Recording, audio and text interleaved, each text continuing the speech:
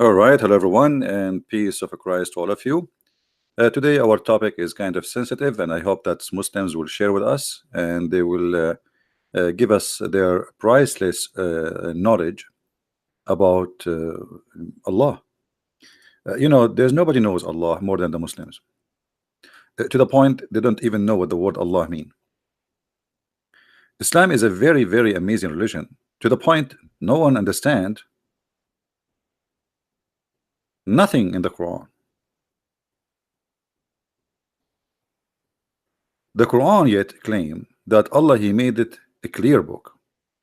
And because he made it a clear book, the Muslims needed to make thousands and thousands of tafsir, which mean interpretation for the Quran. Yet they cannot explain the Quran. And at the end of the day, the Muslim they say Allah knows best. And to make it more horrible, even the Quran says that no one knows what the Quran means save Allah. I'm going to publish a book soon.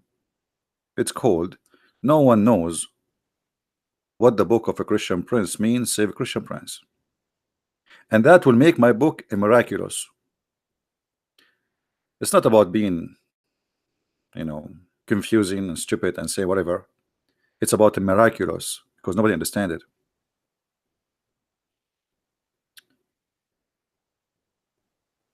My Skype is open for any Muslim is willing to call us live on air. Please feel free. If you go on YouTube, you will find thousands and thousands of videos about where is Allah. The Muslims, they are trying to tell us, they are trying to figure out where is Allah. How even He exists? And then if you go try to to examine what they say to us in their websites, which is I find it kind of hilarious. As an example here, where is Allah? Okay, where is Allah? Here we go. Where is Allah? Who is Allah? If you read how the Muslim they give us the definition of Allah, you will die laughing. Allah is the proper name applied to true God. That's who's Allah. So all what you know about your God, that his name is Allah. Okay, what Allah mean? They don't know.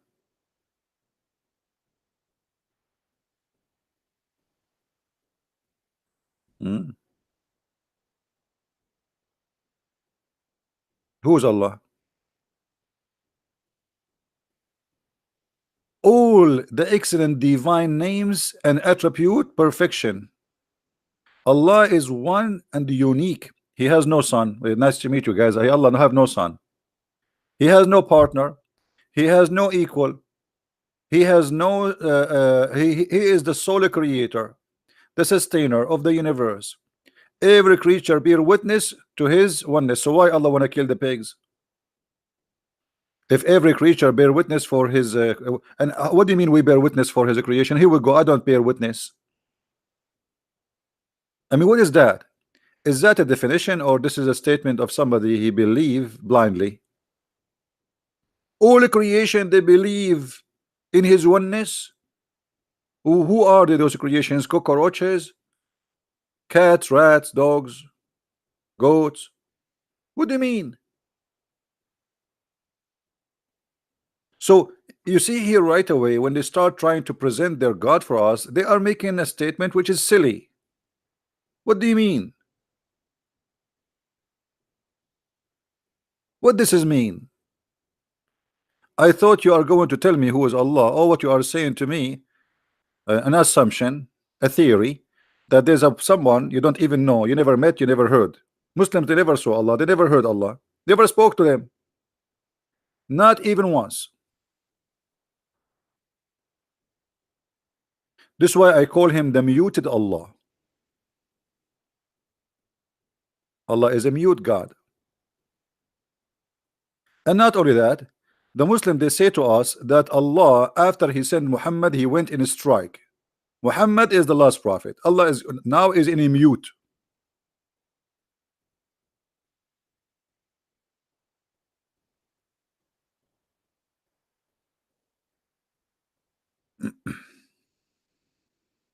And then if we go down, you will see Every creature bear witness to his oneness, divinity, and rububiyyah. Like, you know, supposedly the Muslims, they are making for us like an article, and their article is in English, and then they say rububiyyah. Like, supposedly you know what rububiyyah mean. I mean, like rububiyyah. Okay, what rububiyyah? And then here, I info of Rabb, and the unique of his attribute names. What the unique about them? He get angry, I get angry. Allah, he cheat, I can cheat too. Allah, he lie, I can lie too. Allah is a deceiver, I can deceive too. Shaitan is a deceiver too. What is unique about the attribute of Allah? What is unique about his attribute? And then they quote for us a verse from the Old Testament, copying it and put it in the Quran, and they say there is none like unto him. But if this is the case, if this is the proof, who is he? Well, here we go. The God of the Christian, they say the same. And not only that, none like me too. Do you know, according to science, that there's none like me? Does that mean I'm God?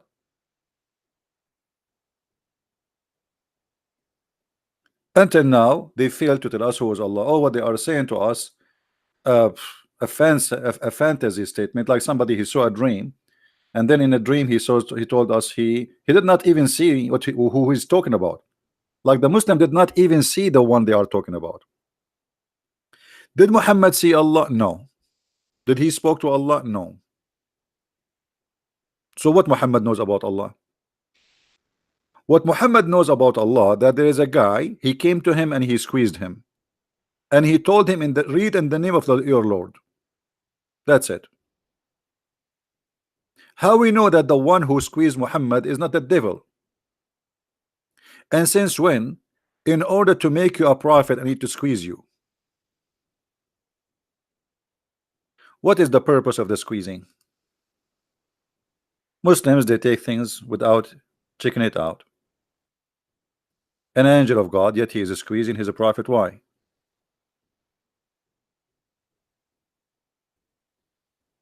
Don't you find that this is strange?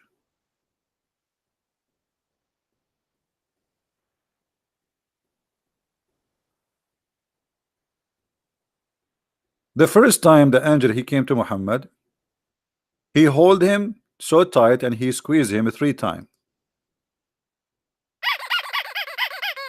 Okay, why? And Muhammad did not even know who is the one is squeezing him. And not only that, he did not even ask him who you are. Have you ever heard of somebody squeezing somebody? He don't ask him, who are you? Stop touching me. Maybe the prophet, he used to be squeezed, so it was normal for him to be squeezed. That's why he didn't ask, who are you?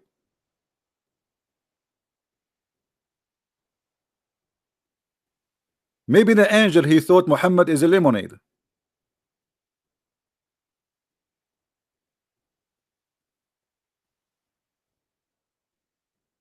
All the story does not make sense.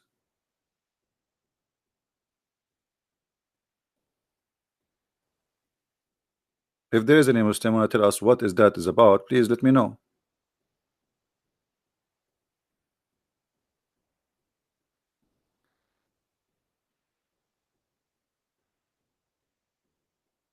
Do we have any Muslim in the chat? My Skype is open, in case you do not know. If you like to call me, and you are a Muslim only, please. Only Muslim are welcome to call me live on air.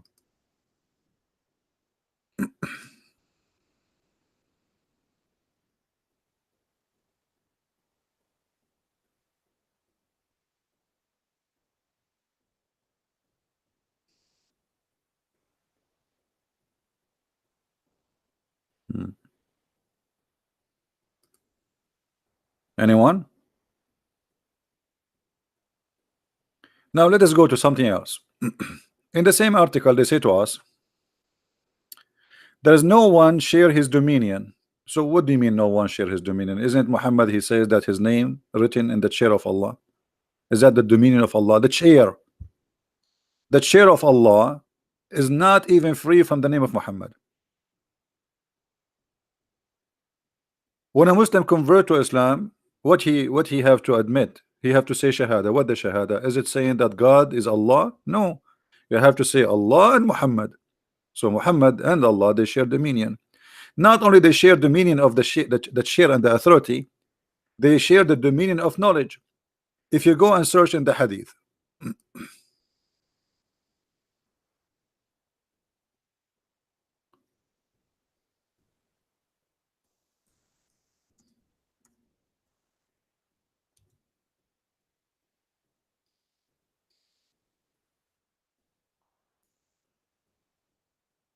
all the hadith says that Allah and his messengers knows best.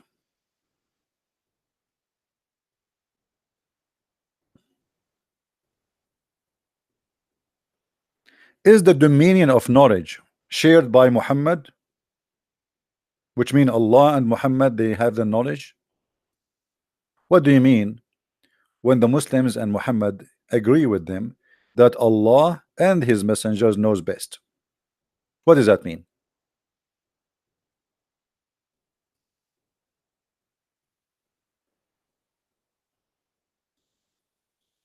Hmm?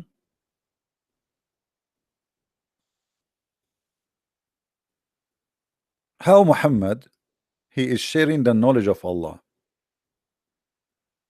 And you notice how they associate the name of their God with the name of the man who his name is Muhammad, claiming that Muhammad have the knowledge of Allah and Allah share the knowledge of his own with Muhammad.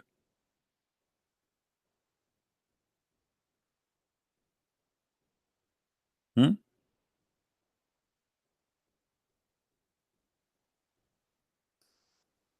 Allah and his apostle knows best. You see, if I say that me and Elohim knows best, that means I am claiming that the God of the Christians and me knows best. I have the knowledge of God and no one else have it. God, he shared the domain of knowledge with me. It's not about God anymore. There is others who have the knowledge of Allah.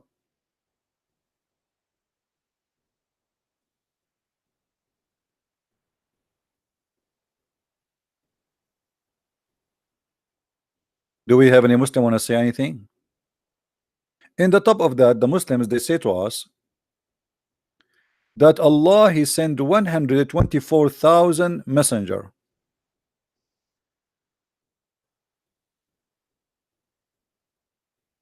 How many? Don't you think the number is small?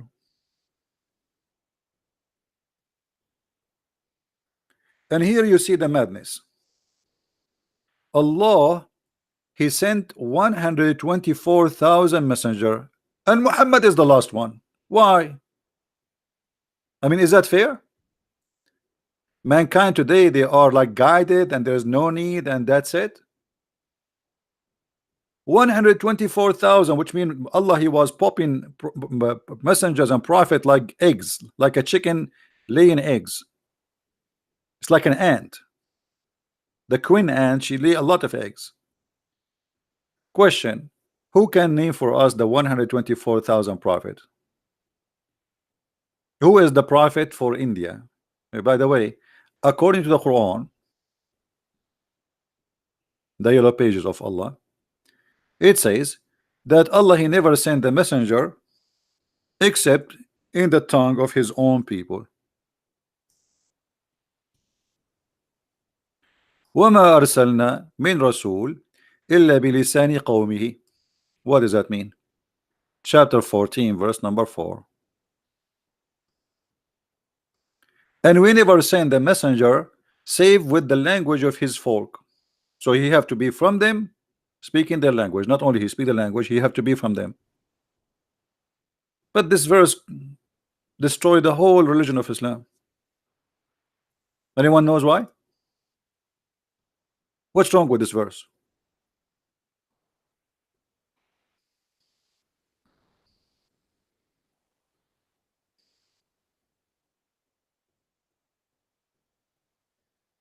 What do you think, guys?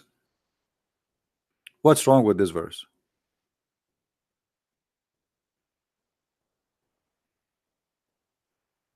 How old is Earth? That explains the huge number of prophet. My friend, your God Allah, He created the Earth, and then the Earth is supposedly the history of man since the time of Adam, and the time of Adam is not long, really far. So where is the prophets? I'm asking very simple questions. India alone have hundreds of languages, hundreds, I think maybe 400 languages.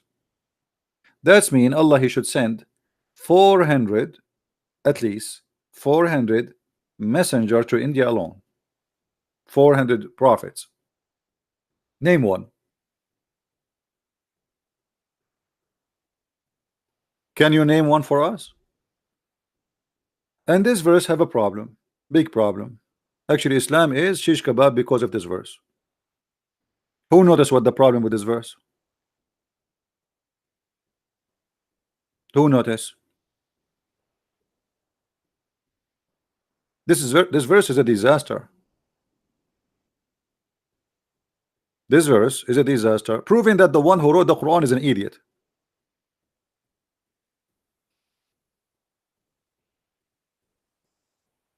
If Allah He sent messengers only from the people, He have to be from them, not a foreigner, and He have to speak the language for sure. In order for what? Logical. Allah is using logic for the first time. He's getting smarter. He says in order to make it clear for them. That's wonderful. How Muhammad is a messenger for the Bangladesh? How Muhammad became a messenger for Zakir Naik? Is he from India? Is he from Bangladesh? Is he from Pakistan? Is he from China? Is he from America? Is he from Europe? In order to send the messenger, he have to be from them. Speak the language of his folk.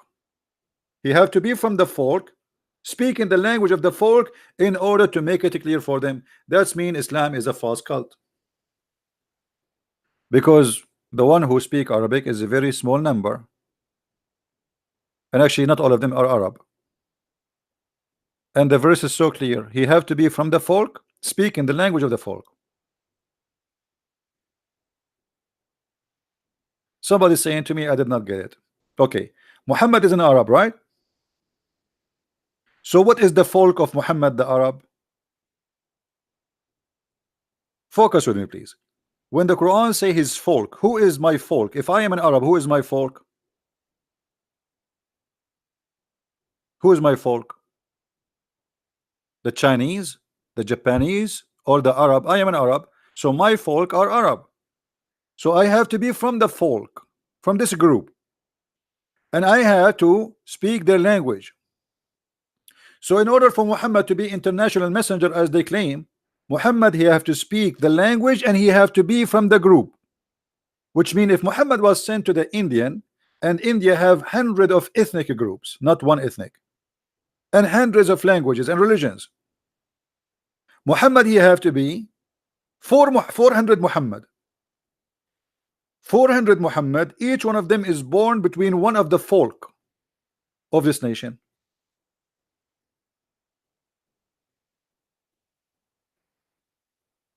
Are you getting my point?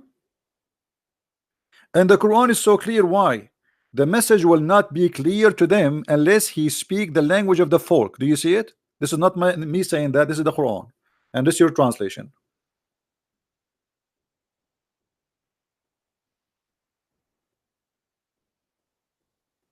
So Muhammad is a false prophet because Muhammad is not from the folk and he don't speak their languages. So Quran getting Muhammad busted, showing the contradiction. And look, the Quran make it clear, we never sent. Do you see the word we never?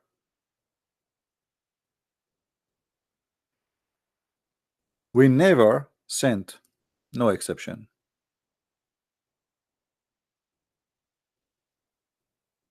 We never sent a messenger save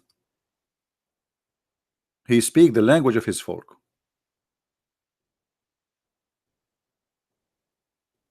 Islam is a very silly, stupid cult.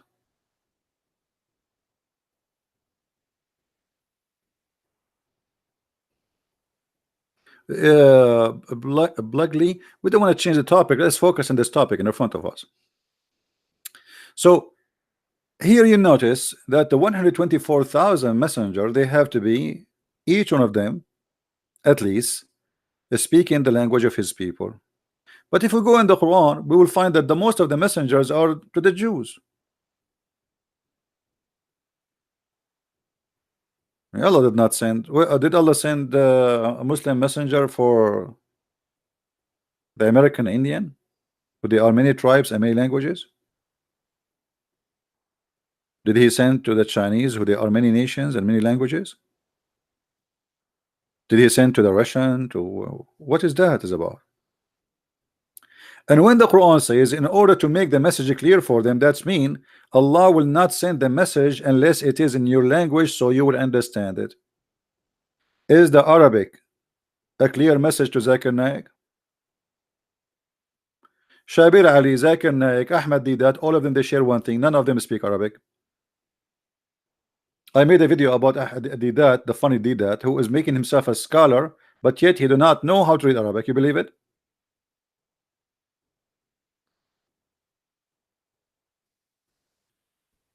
So now we go back to zero. There's no way that the God, if this is a God who is saying this verse, he is the God of Muhammad, because the God of Muhammad made it clear: I will never send a message to you unless it is in your language with the prophet from your people, in order to make it clear for you.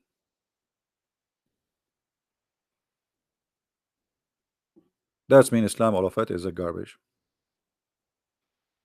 The whole idea. Here we go. I remember the Quran says, if the Quran is not from Allah, you will find in it a lot of contradiction. CP, you cannot even speak a classic Arabic. What do you mean I cannot speak classic Arabic? First of all, there's nothing called the classic Arabic. But if you mean the Qurayshi Arabic, I speak it fluently. What does that mean? وما أرسلنا من رسول إلا بلسان قومه ليبين لهم فيفصل الله. What? I don't speak even classic Arabic. Arabic is not really a language by itself. Arabic is many languages. It's a collection of languages. But because of Islam, the official language became the language of Muhammad, which is Quraysh. But there's nothing is called really Arabic. Most of the Quran we see in front of us is nothing but other languages.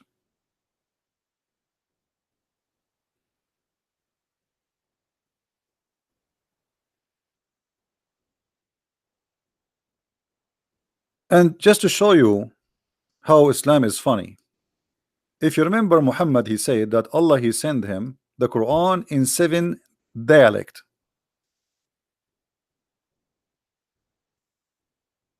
Why seven dialect?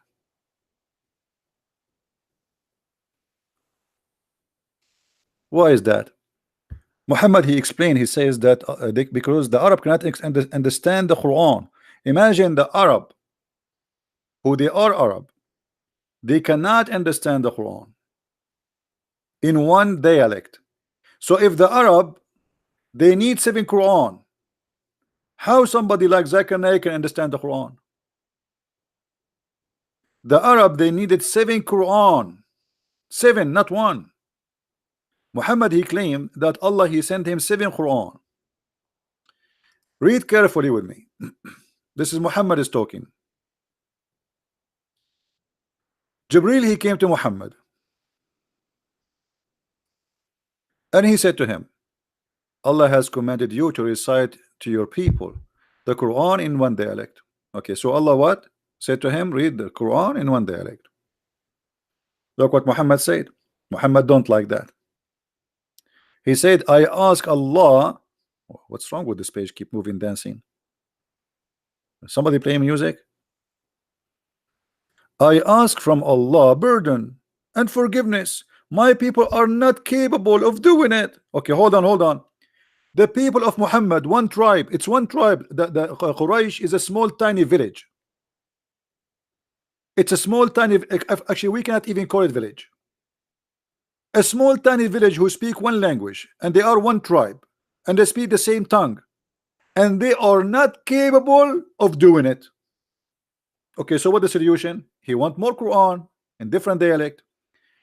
Then he came for the second time. He who? Jibril, the one who squeezed people, you know. If you ever see somebody squeezing you, like this is you became a prophet. So Jibril came for the second time and he said to him, Allah has commanded you to recite the Quran to your people in two dialect. What? So now we have two Quran, but that will not work.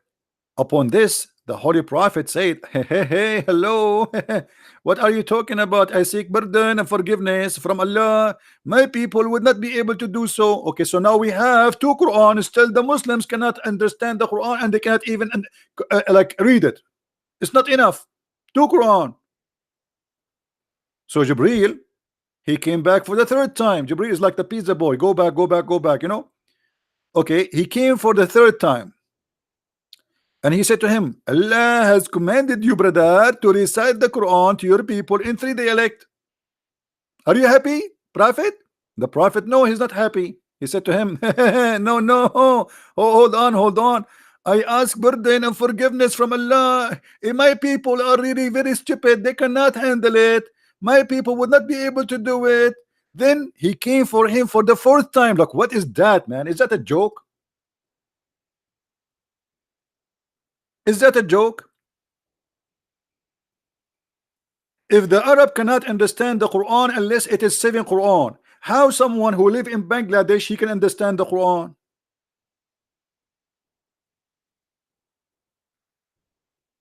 And where are the 7 Quran?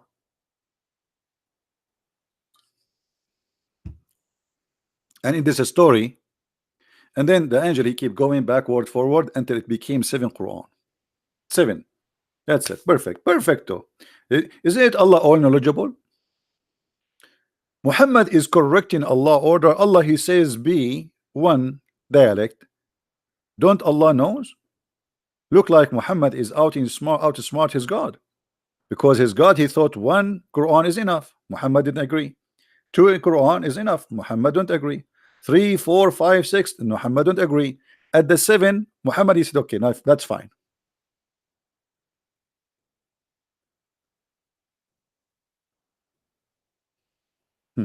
Look what Fadi he says to me. You know, Fadi, I feel sorry for him. But look like Fadi is a very like he's a nice guy, but he don't want to use his brain. I think his brain is in vacation. Look, he said, well, if the Arab, they knew Muhammad is a liar. So how they believe in him? By the sword. By the sword. Don't you know that Muhammad he left Mecca and nobody believe in him? I know you're telling me Muhammad he joined as-Sa'alik, the outlaw, the criminals who they are kicked out from their tribes. Muhammad he became their leader. Otherwise,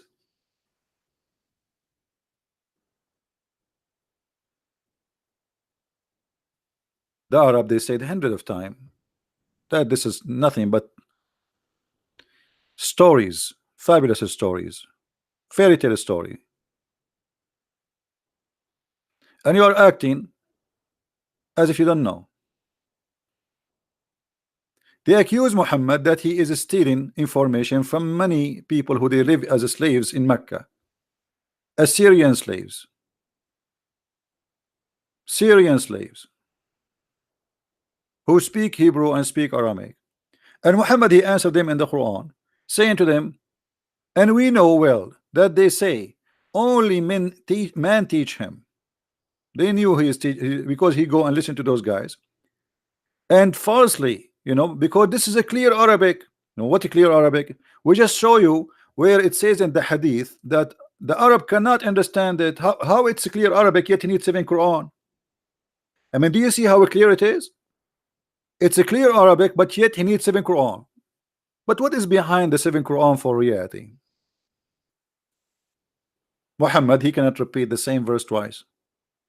So in order to cover his lies, he says, oh yes, actually there's a video made by a guy, his name Samshi. I don't know if you know him. Shamshi,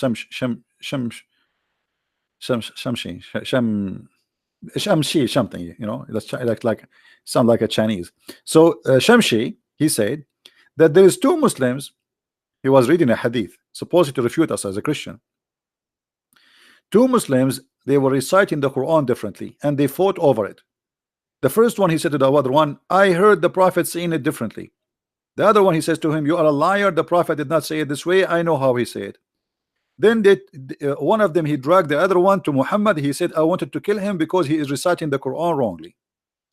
The Prophet said to him, okay, you recite. The man recited. The Prophet said, okay, this is correct. The other guy, he said, but Prophet, he said, okay, you recite now. The other guy recited differently. Muhammad, he said to him, that's correct too, because this is how Allah, he sent it to me. He sent it to me in 7 ways. So Muhammad, he, in order to cover his ass and his lies, because he cannot repeat the word of Allah twice correctly, he needed to fabricate that Allah, he sent him the Quran in 7 ways. So if I tell you a story today, and tomorrow I tell you the story differently, you cannot say to me you are lying. I will tell you that Allah told me the stories in 7 ways. You know what I mean? This is the whole idea behind this is seven. You know, did Allah send Musa's 7 Torah? Did Allah send the Injil to Isa in 7 Injil? What is that?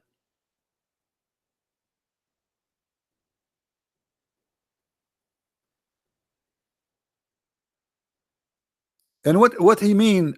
My people are not able to do so. So how somebody who live in Pakistan now, he is reading translation is Yusuf Ali and it's enough for him? The Arab who speak Arabic, they are not able to do so.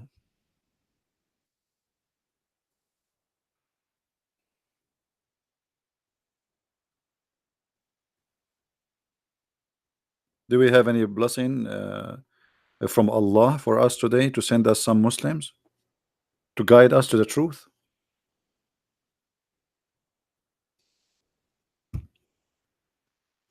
I want a Muslim to guide me so I can get the versions.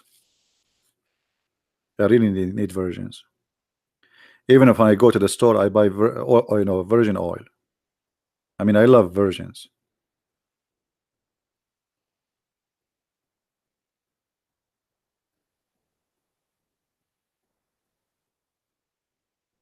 Where is the Muslims? So all this religion, it does not mean any, it does not make any sense. It's silly. In the top of that, the Muslim, they made thousands of articles about scientific miracles in the Quran, amazing discovery in the Quran, when the Quran is the most stupid book.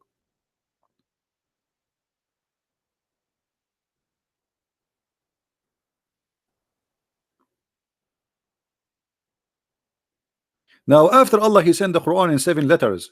Do you Muslims even explain the Quran? Do you even understand the Quran?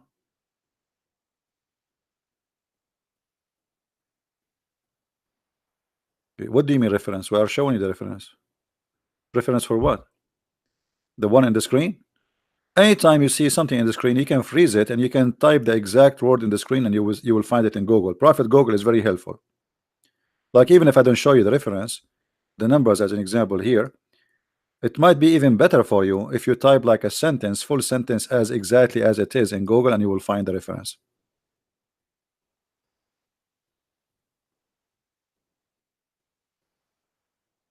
Who is a Muslim would like to show us something? We are willing to change the topic, by the way. If you are willing to show us a proof of Allah existence in any way, in any mean. If you can show us a proof that the Quran is a book of God, please feel free. And we are here not against Muslims, we are here speaking against the cult of Islam. I'm not against you.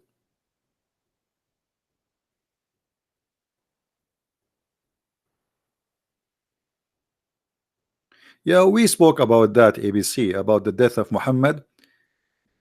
You can watch my previous video. If you go back in my channel, it says who killed the prophet. You can watch it. Do we have any Muslim would like to call us?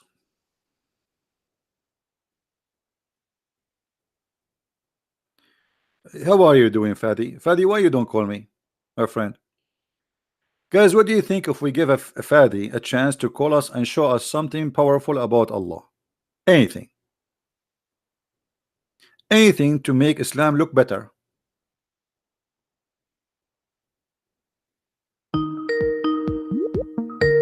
We have a Muslim who get upset always when somebody leave Islam in my channel. Islam look better. Hello? Hey, how are you, Muslim? Assalamu alaikum. Are you allowed to say assalamu alaikum to me? Be honest with me. I'm saying, man, I'm saying, why not? But I No. If you are eating carrot like a rabbit, I will hang up on you. Either you speak to me in respect, or I will hang up on you.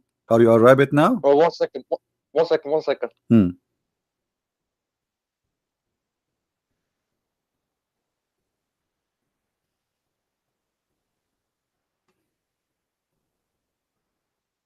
By the way, rabbits are Muslims too.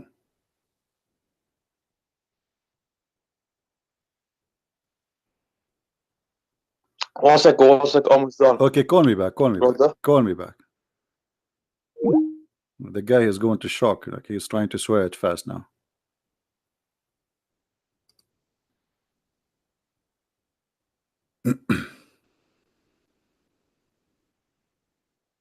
This guy, each time somebody leave Islam, he called me right away. He says, this guy is a liar. He's not Muslim.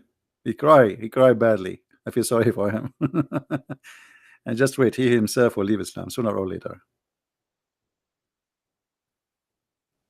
If you are a Muslim and you have a knowledge in any way, and you think you can give us something solid, good about Islam, please feel free.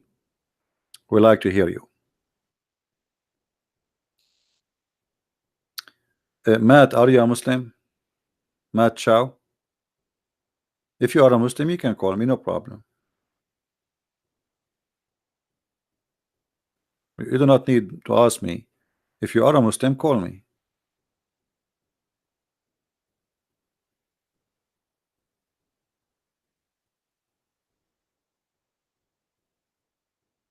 It looks like you are just joking here.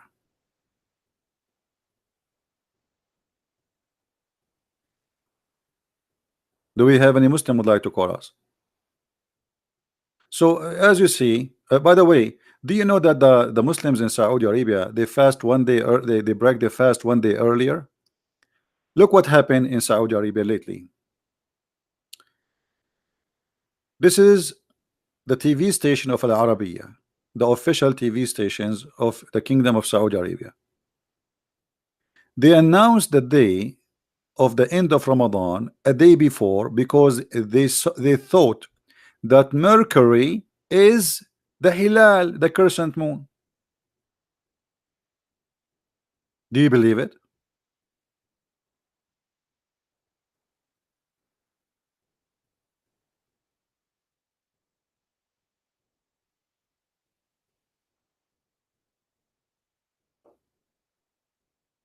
They bought telescope from the American. Look, they are waiting for the Hilal, the crescent moon. And then at the end of the day, they thought that Mercury is the crescent moon. And now all the Muslims in Saudi Arabia, they broke their fast a day before the end of Ramadan.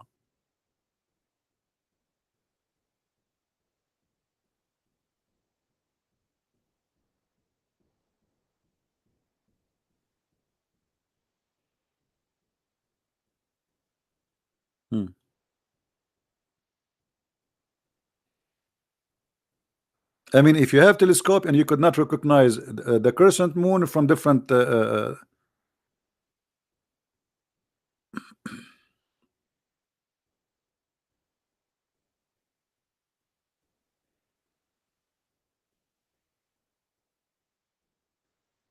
right, Shikika, I'm glad that you are using the knowledge with your mother-in-law, and I hope soon she will leave this cult. So what happened to this guy? Is he going to call us?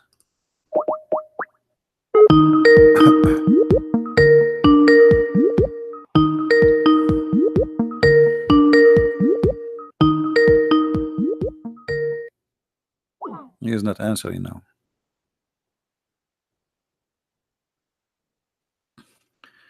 Anyway, Islam is very easy to prove to be a stupid cult, and you do not need to be a genius to prove it. And here we go, we are here to challenge. You see, Those who claim they have knowledge in Islam, do they dare to have an open line like us and take calls? I will call you. Like this guy, his name Nu'man Khan. Nu'man Khan, he received text messages from girls, but not from me. Can I text you? Can I call you? What about Zakir Naik?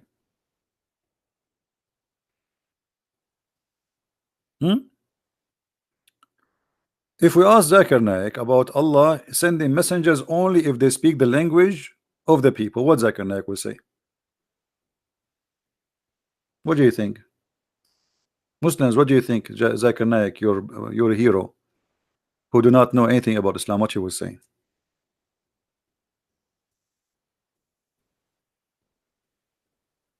He will come with a fabrication. Let us call him.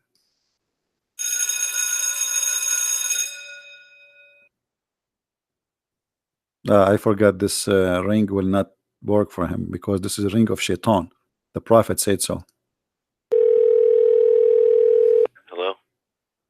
Brother Zakir Naik, Assalamu alaikum, brother. I have a question for you. I told you your name is the Christian Prince and don't say your name. I can't get you butted easy. Just take it easy. I did not change my name and did not change my voice. I'm talking to you, brother.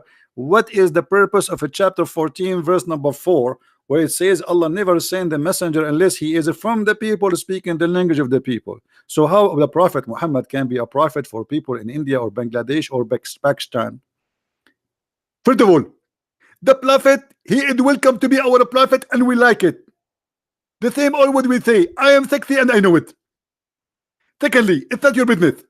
But we are trying to understand what the Quran is saying, how he can be your prophet if he is not from Bangladesh or Pakistan or India and he don't speak the language of the people. As you see, the Quran says in order to make it clear for them. And let me explain to you. First of all, the Quran is so clear for us and I will explain it to you. If you go to the book of Tafsir al-Bukhari, it said that the Quran is so clear, and because it said it's so clear, this is why it's very clear. But your answer is not clear for me yet. The Quran says Allah will send only messengers to those who he speak their language, and Muhammad, he don't speak your language, so how he can be your messenger? At the old day, the Prophet Adam, he came to India and he used at that time speak Arabic, and this is why the Prophet, he was the prophet for India too, because we are originally Arab. Adam, he came to India and India was Arab, and the Prophet, based on that, he is a prophet for India because originally they are Arab. Absolutely, and we can prove it for you. As an example, the Arab, they like to eat rice. We like to eat rice. They like to eat curry, and we like to eat curry. And they like women, and we like women. So obviously we are one nation, and you get your based. And don't call me again.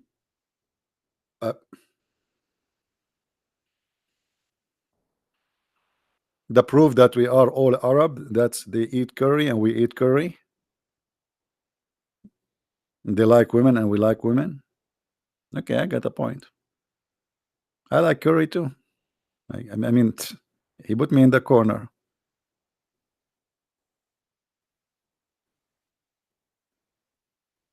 Any Muslim want to answer this?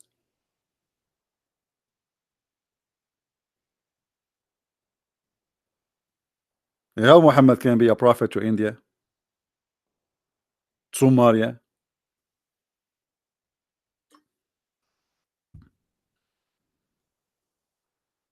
All the countries around the world. The Quran says Muhammad, he cannot be a prophet for them.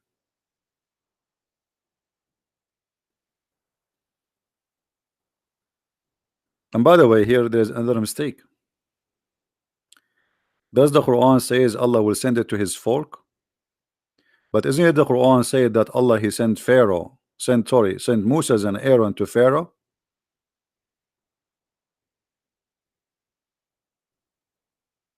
Is Moses an Egyptian? The Muslim, they say to us the only messenger who is a messenger for all mankind is the Prophet. What does that mean? Abraham, according to Muslims, he came to Mecca. Abraham was an Arab. At that time, there's no Arab.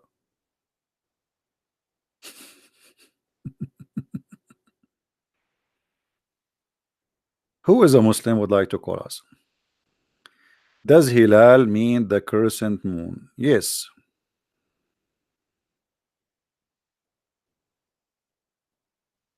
Yes.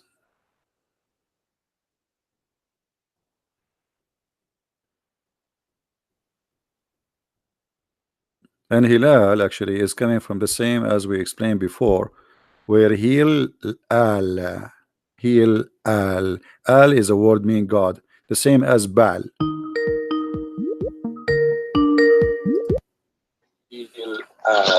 Al is a word meaning Mute God. yourself. Mute. Oh, give me a sec. 1 second, brother. There's Right. many Muslims are leaving Islam, and today there's many they will leave. Are you going to call me after they call and they leave Islam? You will say to them they are liars as usual. No, but if they lie, of course somebody has to correct But them. you always lie to me too if they are lying. I mean, how you know they are lying? Are you Allah? No, but you can just tell. I think you are because, God. How you can tell that? You know, I mean, but let us go here. Listen, the Prophet said that Allah told him after he squeezed him the angel Jibreel, he gave him this verse says, we never send a messenger save who speak the language of his folk, so they might understand the message clearly. Yes. How Muhammad then became a messenger for all mankind if he don't speak the language of the folks and he is not from the folk? Brother. So what this verse is saying, it's saying a past time. It doesn't say now and in the future. Where it says in the it past says time. where it says in past time, where it says that. Wait, let me open YouTube. There's a verse now in the screen. Yeah, it's in the screen. Okay. All right, it says Bismillahirrahmanirrahim. It says, and we never send a messenger save with the language of his folk, that he might make it clear for them. So it says, and we have never sent in the past time. But isn't it this is in the time of Muhammad? He's speaking now, Muhammad. He gave this verse to Muhammad, right? No, but it's talking about the past time. No, did he give this verse to Muhammad? Now, when the Quran also says like, No, hold on. Did he give it to Muhammad? Okay, did he give this verse to Muhammad or to a different person? He gave it to Muhammad. Okay, talking about when Allah he gave this verse to Muhammad, at that moment was Muhammad a prophet or no? Alhamdulillah, of course. Okay, so he was a prophet, so he just said, and we never send a messenger save with the language of his folk. At that moment, until that moment, we never sent, and the time of what? At the time of Muhammad being exist. So until that moment, which Muhammad is receiving this message, we never send a messenger except he speak the language of his folk. So how you say to me in the past? Yes, in the past, but in the past, in the time of Muhammad, which means in the present. In the present of Muhammad, and since that present, we never sent any messenger unless he speak the language of his folk. So he have to be from the folk and speak in their language. So how Muhammad can be a messenger for the Indian? And the Quran saying clearly, in order to make it clear for them. So what is the reason? In order to make it clear for them. But the Quran so if you also send if you send a message in different language, Allah agree that will not make it clear for them, right? Yeah. Now, brother, it also says in the Quran, it says that if they just read the Quran, they will understand it through the Spirit. Do you understand the Quran yourself? They just understand if they read it in Arabic. Okay, what your prophet he says no. Your prophet he says he asked Allah for 7 Quran because the Arab they can't understand it. And here they got the hadith in front of us. This is your prophet. This is your prophet saying. This is your prophet saying the Arab, not the Indian. The Arab, who they are Arab, they cannot understand 1 Quran. They need 7 Quran. So how somebody from India he understand the Quran in translation when the Arab who speak Arabic they could not understand the Quran? And Muhammad himself is saying that my people are not capable of doing it. What is that? Not capable? No, but Allah makes them now capable. Allah no. Muhammad saying to Allah, my people are not. Allah he sent. Listen, the hadith in front of us. Are you reading? Do you know how to read? Of course, man. Okay, read. Then Allah has commanded you to recite to your people the Quran in one dialect. One what? One dialect. Okay. What Muhammad respond was? I ask Allah burden and forgiveness. My people are not capable of doing it. How many dialect you are reciting the Quran today? It's commanded to recite to your people the Quran in one dialect. Upon this, he said, Is it Sahih? Oh no, this is da'if. And what is Sahih? I don't know. You tell me. Are you saying you are to me saying sahih? What sahih mean? You tell me what sahih. What sahih mean? Sahih is somebody eating too much carrot. What is that? Sahih? What's wrong with this religion? I mean, look how funny this religion. Their religion have weak and strong. That's mean your God Allah is weak too. I mean, if Allah prophet he said that, can't Allah preserve his teaching? Why you Muslims keep fabricating stories? Why you Muslims are you saying to me you Muslims we lie about the prophet and we fabricate a story about him and Allah he could not stop us? Your God is weak. Here we go. You are right away asking me, is it weak or strong, brother? Which mean, is it a lie story or a true story, brother? Because we Muslims, we write a lot of lie stories about our prophet. We lie a lot we lie. We like to lie. Do you like to lie? Why you are asking me if this is weak or strong? What does that mean? Explain to the audience. What does that mean? So in the hadiths, the hadiths are comparable to the New Testament because the New Testament and the hadiths are actually almost the same, but the hadiths are stronger than New Testament. That's false because Old Testament and New Testament is the same. And hold on. We don't have something. Hold on. Stop being silly. Have you ever seen a Christian saying that something in the New Testament is weak and strong? We don't believe in that. That's why it's not clear. So I'm asking you why you are saying to me da'if. Why you Muslims? Why you okay? So if this is not. So you are saying to me that the stories which is mentioned by Muhammad is not protected by Allah. Is that correct? Allah said in the Quran, He said, "We have brought you the Quran." Is it now not clear? So why this story is written there? If the Quran is clear in one dialect, why you have the Quran in 7 dialect? It's clear. It says people. It says to specific people. Doesn't say to. Doesn't matter if the Quran is clear in one dialect. Why we need 7 Quran? You said to me it's clear. Oh, no, what do you mean by 7 Quran? There are not 7 Quran. There's 7 Quran. There's Quran Warish. There's Quran Hafiz. There's many Quran. You have no idea. Are you sure you're a Muslim? I think you're a liar too. I think you're not a Muslim. I think you're a Sabian. Well, what's a Sabian? Sabian is like your prophet. Right? Your prophet is a Sabian. I'm a true Sunni Muslim. So, but your prophet is not a true Sunni Muslim. Your prophet is a Sabian. What is a Sabian? The Sabian is the word Sabian is those who do coloring. They color you. You know, like they put you in the water and they color you. Ink in ink? No, by water. How am I gonna get caught if I go into water, man? So are you saying to me this is stupid? Well, first of all, if you look at this, it actually says this. It says, I was watching the video while I was eating. Don't change the topic. Don't change the topic. Are you saying to me this is stupid? To color somebody by water? It depends. It depends because in the Bible it here says. We go. You say here we go. Now it's depends. So what depend? What depend? Either you say yes or you say no. What does that mean? No. Well, even if in your Bible it says that God gave Moses another color when he put his hands in his bosom. I'm asking you in your Quran, in his bosom. Listen. I'm looking at your stupidity. I'm asking you, is it correct? You are asking me what is the Sabian, right? Yeah. Okay. Do the baptism of the Sabian. So Sabian, I don't know. You tell me. Read carefully with me. Chapter 2, verse number 138. Is it Quran? Yeah, this is Quran, but this is weak Quran. No, Quran strong, brother. What does that mean? You said to me the Quran is clear. Yes. What is the color of Allah? From Allah. It doesn't say of Allah. It's just from. We take our color from Allah. Okay, explain to me. What does that mean? And the best who do coloring is Allah. What does that mean? Who is better than? Allah at What is the coloring? Whoa. What is the coloring Allah He do? No, it just colors you. It give you color, right? What color? What is that color? Explain to me. Okay, no problem. I'm trying to understand. Allah He color you. He color. No, Allah don't color us. What do you mean? What do you mean the color? Who You tell me. You said the Quran is so clear. Okay, explain to me. Allah how He color us. What does that mean? So it just means anything. Like Allah made the earth. Allah made the seas. This is not the question. It says Allah He gave you color. It says Allah He gave you color. Okay, the color is from Allah. What coloring is mean?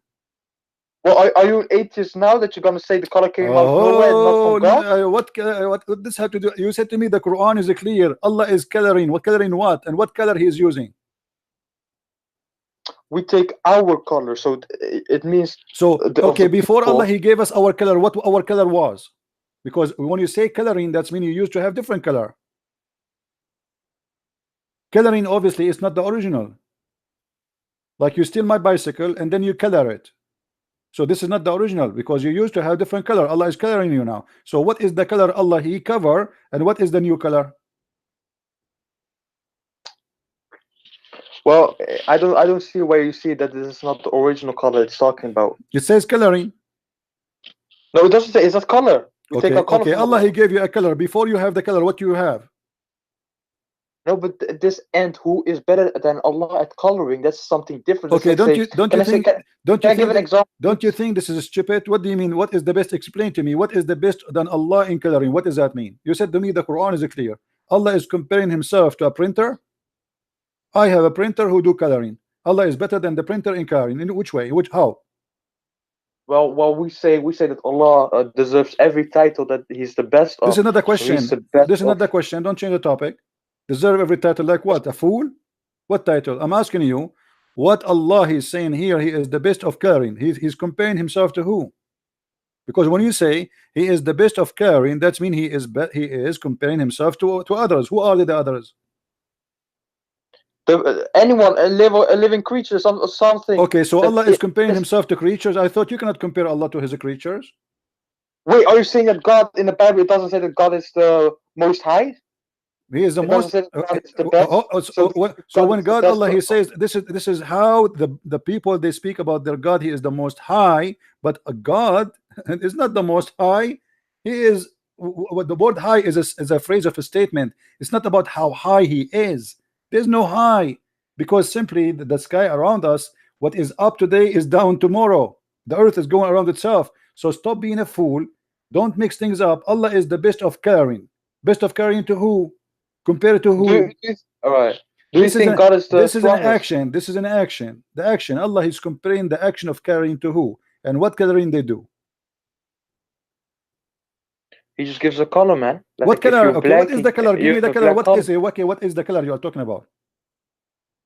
His skin color, of course. Oh, so Allah He made us black. Allah He made us white. But He is saying He is better coloring than others. That means there's others who make you black and white and Asian too. There is others? I see what you mean, but that's not the case, brother. So let's say I got a table, right? So are you saying to me that Allah here is lying when He say He is better in coloring, but He is not really better because there's no other ones doing coloring except Him? No, it says at coloring in general. It doesn't say like color skin. Doesn't matter as long as coloring in general. That means there's other people who do coloring in general too. So Allah is the best in coloring. I got a good example, brother. If you let me say this example and then you say whatever, right? Please. All right, I beg you. Okay, please. I beg you. All right. So let's say Leonardo, you know Messi, right? Who? You guys in America, I know. You guys know soccer, right? Football? No, I don't play football. But you know football? The only game I play is Allah. But I'm just being honest with you. I play volleyball every day with Allah. I mean, He is sometimes up, He is sometimes down. It depends. So let us make Him up now. Explain to me how Allah is the best of caring. This is my football. All right. So let's say Messi, he plays football in Spain, right in the stadium. So you are saying to me that Allah He play better football than Messi? No, let me explain. So then Messi says he plays in the Barcelona stadium, and then he got the most goals, and then he says, "Who's better than me if playing football?" But he doesn't say he's playing football specific in the stadium in Barcelona. In general, in whatever stadium.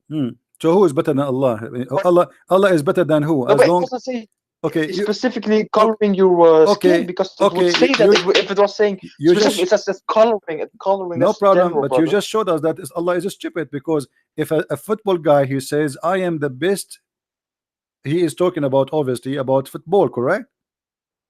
No, but let's say he makes 5 goals in Barcelona No stadium. problem, but And he says, when a soccer guy he says I am the best, obviously he's not talking about himself being the best actor. He's talking about him being himself the best player in that game, correct?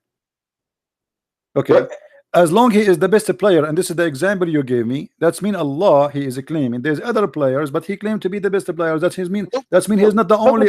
That's mean that he's not the only God. Read with me this verse, chapter 23, verse chapter 23, verse number 14. If you answer this one, if you answer this one correctly, I will give you a big carrot. Chapter 23, verse number 14. It says Allah is the best of the creators. How many creators there is? Well, I can create something now if I want. Really?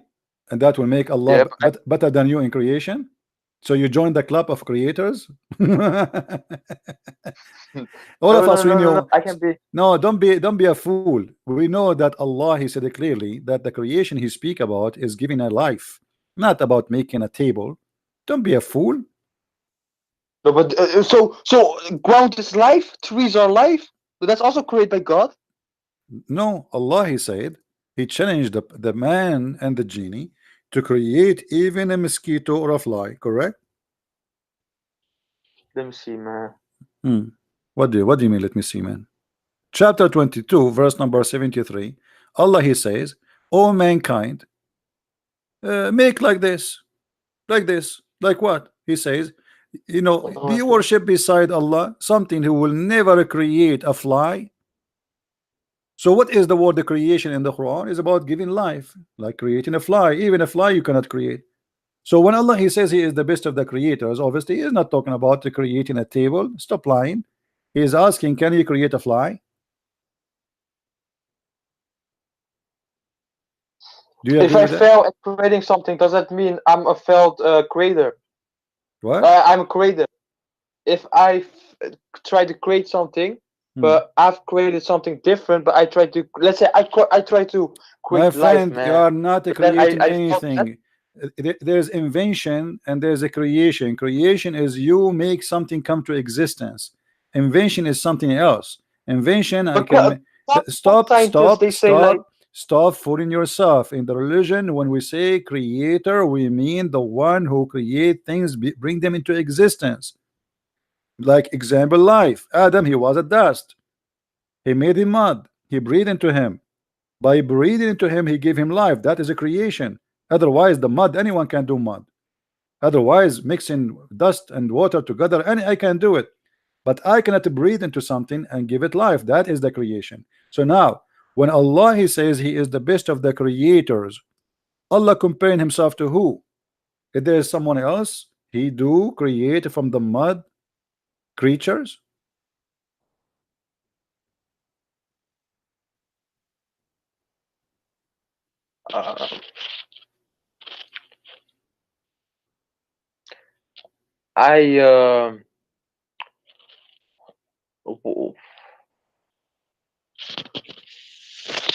Do you want to call a friend? Probably, man. What about you take a carrot? No, I already ate the carrot, man.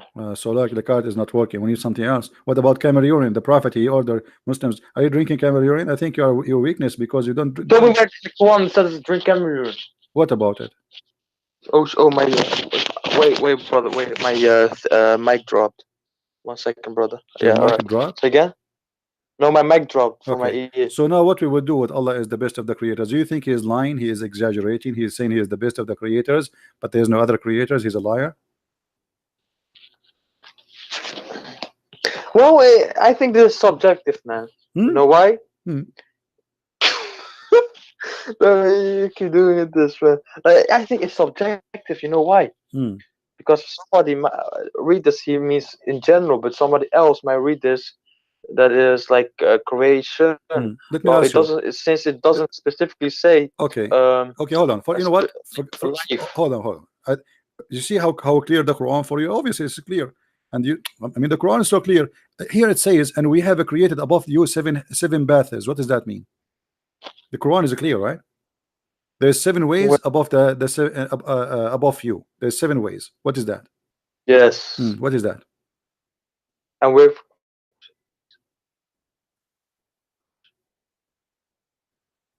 I know, maybe in the tafsir.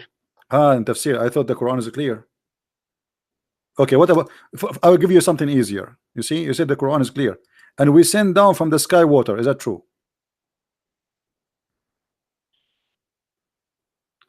Brother, when you accept that the Quran is Don't the change truth, topic. yeah, Is it you true? accept Is it everything true what that is in it. is it true that the water is coming from the sky? Yes, from the clouds. So where is the ocean coming from? I thought the cloud is coming from the ocean. Water in measurement, and we give. Which one is created first, the cloud or the ocean? No, the cloud. Look. Even before there was any water, there were no clouds. I'm asking because you. the So which clouds one? exist Okay, no only problem. because of I'm water. asking you. Make it simple for me. You know, I'm not smart like you. I don't eat carrot too much. Which one is created first, the cloud or the ocean?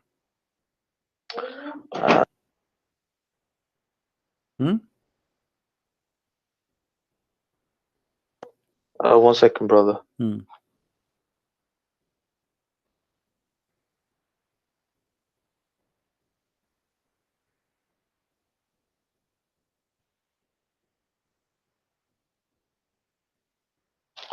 Could you repeat that question? Sorry. What do you mean repeat the question? I just said the question to you 3 times already. Okay, I will squeeze you this time with the question, because Muhammad, he was squeezed when he became a prophet. So I will squeeze you 3 times and give you the question. Now the question is, which one Allah created first, the cloud or the ocean?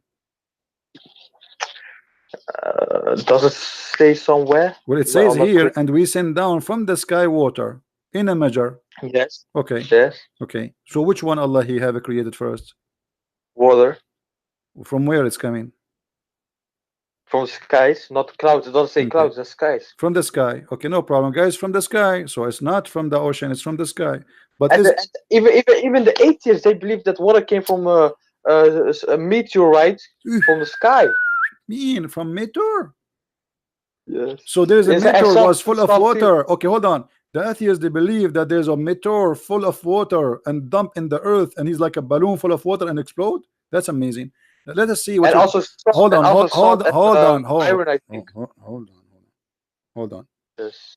What do you say about this? You said to me that the sky is coming from the sky, right? Huh? You said to me it is coming from the sky, correct? So what this hadith is saying now here? That Allah, before he created anything, even before he created the earth and the heaven, his throne was upon the water.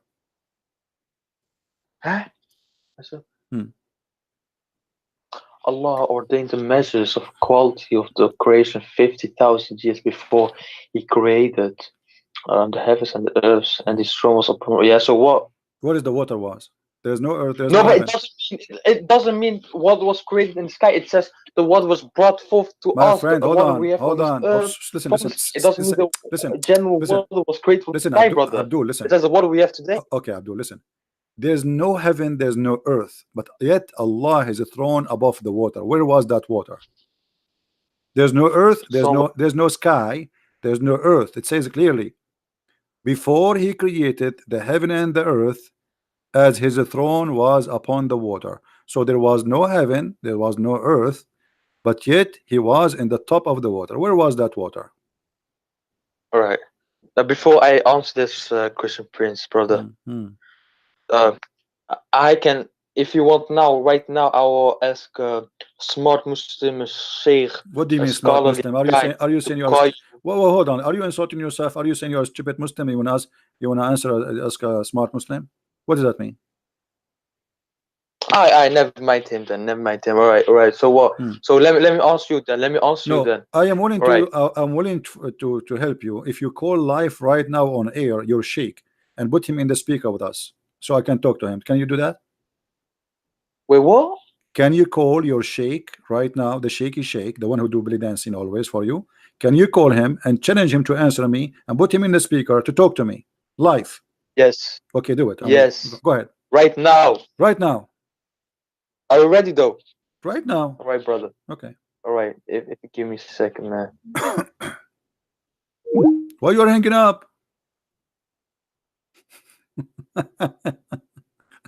Why you hang up? He will never talk to me. Why you hang up?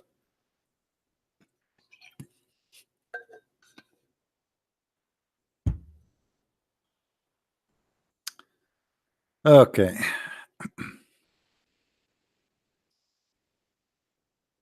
Oh boy. Do we have any Muslim in the bushes? I mean, what is this? The Quran is so clear. Yeah. All right.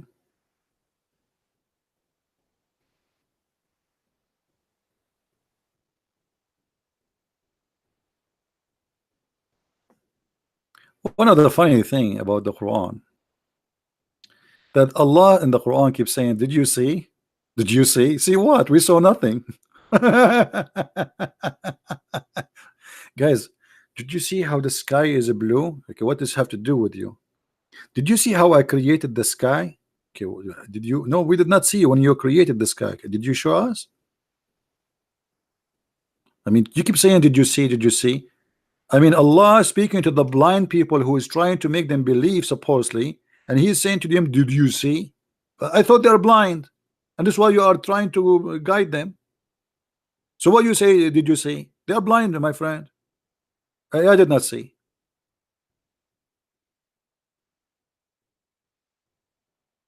Any Muslim did see?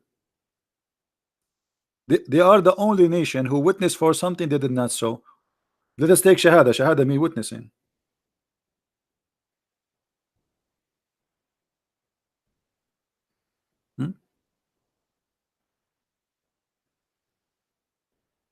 Look at this.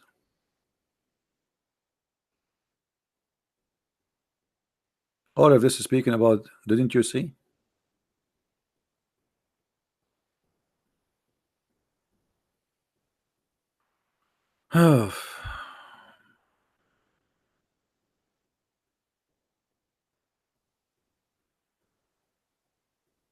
Any Abdul? I am not taking your call. Yes, maybe you are blocked, Matt, because you are being silly. You are not a Muslim and you keep saying you want to take my call. Why you want to take your call?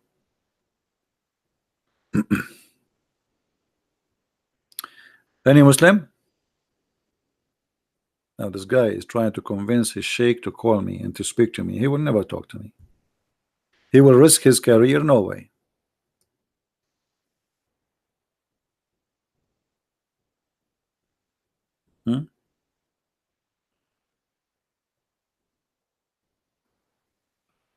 One of the funny things, the Quran says that Allah, He have the knowledge of the unseen.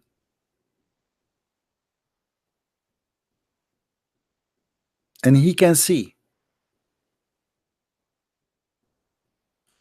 But if we do a little examination, we will find that Allah, He have no idea what He is talking about. As an example, Allah created from every kind, male and female.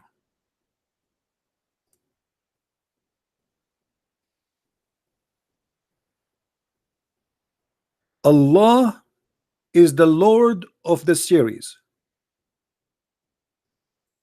because He's a Sabian. That's what the Sabian believe. Ashara, this is why actually one of the names of Muhammad, they call him the father of Ashara, because he worship this planet. And this is an old religion, exists in Arabian Peninsula, and they used to worship it.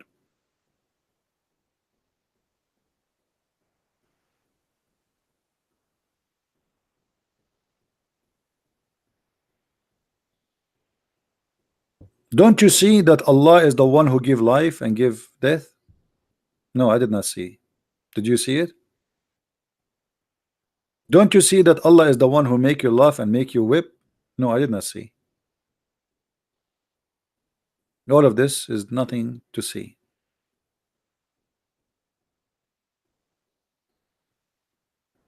And here you find another stupid statement in the Quran, that Allah, he claimed that nobody should pay for the sin of somebody else. But in different locations, Muhammad, he make it clear that the Christians, they will pay, and the Christians and the Jews specifically, they will pay for the sin of the Muslims.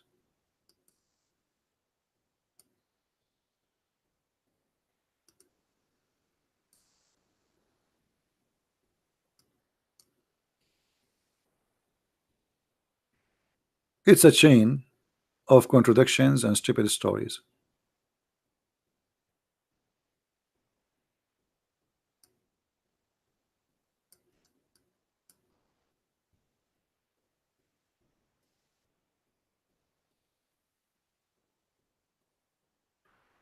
Let us see.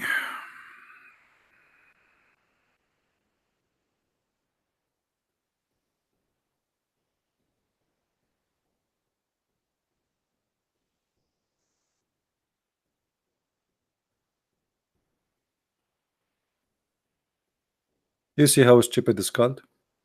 The Muslim, they say to you, is it fair that Jesus, you Christians, you say that Jesus, he paid for your sin?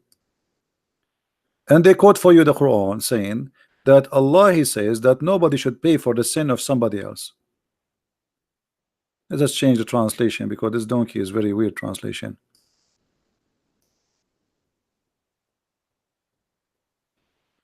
No burden person with sin shall be bear a burden of sin of another. Quran. Okay, so what Muhammad is saying here?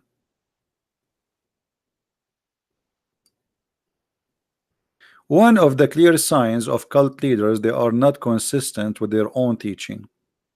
Either nobody will pay for the burden of somebody else, or people will pay for the burden of somebody else.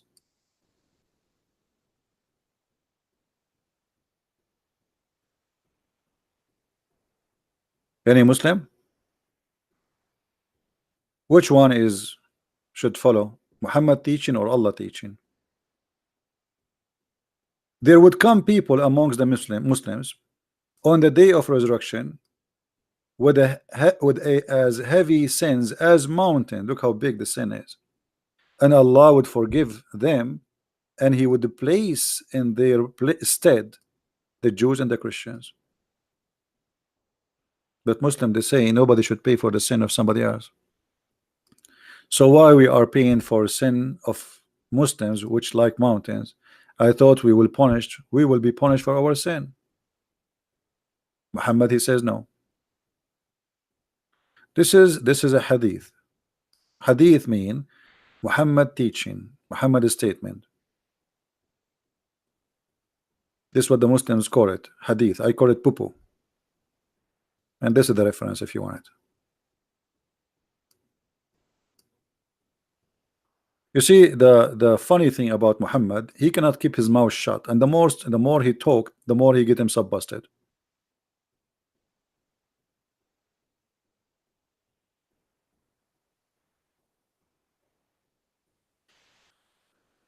Matt is not a Muslim, guys.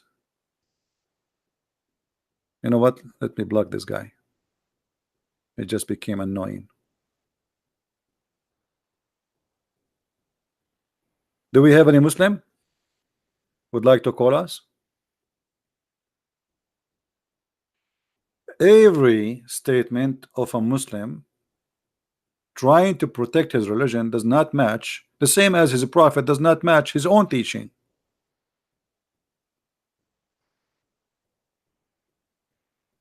How a prophet of God, he says statement against what his God told him. Any Muslim can tell us? How he is a prophet speaking for this God, but his God says something and he said the opposite.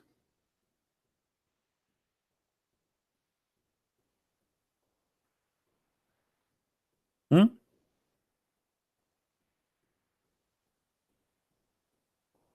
And what happened to this guy? He want to call his sheikh. I think he is diving in the deep ocean trying to find him.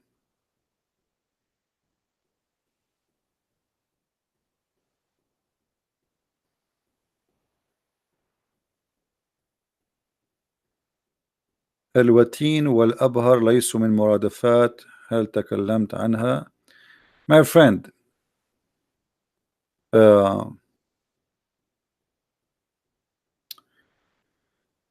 الوتين, when a Muslim he says to you that the word watin is not the same as the abhar,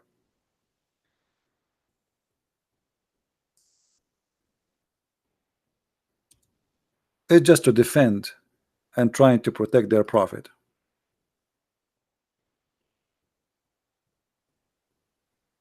which is not true.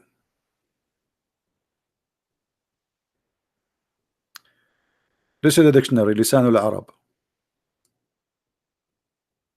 نيات القلب, الوتين, نيات القلب. It appears in Surah Al-Haqqa, verse number 46. What do you want more? الوتين, الشريان الرئيسي. All right. Now we go to Abhar. Always Muslims, when they try to defend, they try desperately to defend, but it doesn't work.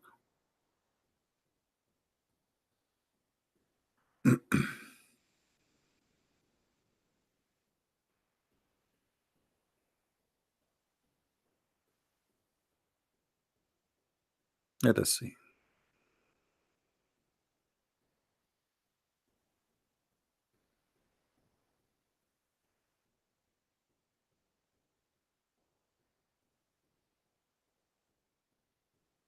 And if you have a Muslim would like to call us, he can, you know. Here we go. This is the dictionary. Al-Abhar في علم التشريح. The most or the biggest vein in the body goes from between, or the most important, between the right side and the left side of the heart. Do you see it? So both of them is the same. And this is the Arabic dictionary.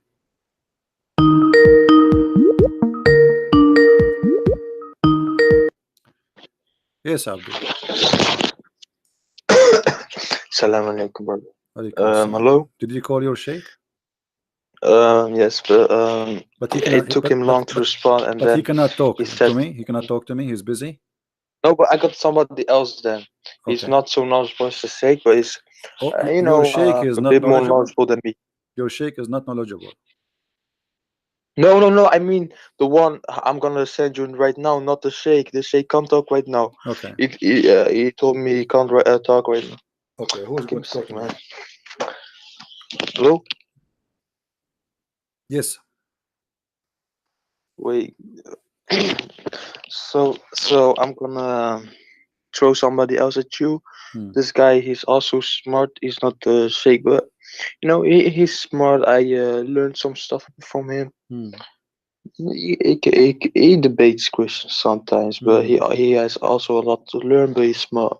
So if you could add him, I will type his name in the chat. Just invite him to the chat. This is the best way, so we will not look for him. Just add him to the chat. Okay. How can I do that? Oh, persoon toevoegen. You can invite him to the chat. You can invite him. Yes. Give me a second. And then if you want, you can hang up, and he will talk to me alone if you want, or you can stay with us. All right. Let's see.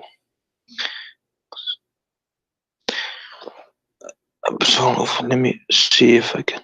You can click at the plus sign, and then that will make him invited to that conversation. Yeah, but he got not the Skype, so I gotta add that Skype now. Right.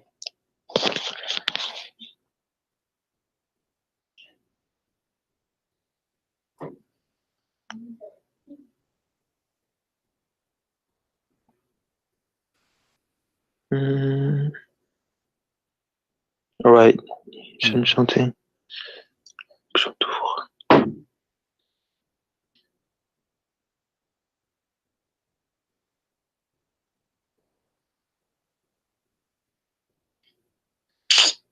That was this. It says. Brother, before you invite him, you have to say inshallah. If you don't say inshallah, he will never come. Because I'm Allah sorry. will not allow it. Inshallah. I did marry 99 women. I have sex with them all in one night. And I forgot to say inshallah before I started. And look what happened. I don't have kids until now. In the call. Yeah, I'm sorry for this taking a bit. Let me see.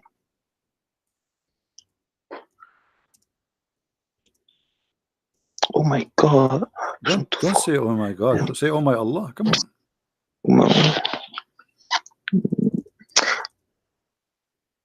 Well, I type his name. If I press add someone, I type his name. It says, I see some other account when I type his name. Why is this? What? Give me his name. I will invite him. Give me his name. I send the name on the chat. Okay. I add him, and then I see him talking to me. And whenever I press on add someone, I don't see his name. Then it's weird, man. It's really weird. Weird. I told you, because you're not saying inshallah. You have to say inshallah.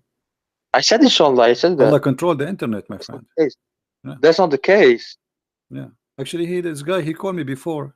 I have his name here. Isn't it his Muhammad Qasim? And he have I don't know. I know him for a week or something. He have an image that says indeed my prayer or something, right? Ah, yeah. Okay, that's him. Okay. I think so. Hang up. I will call him. All right.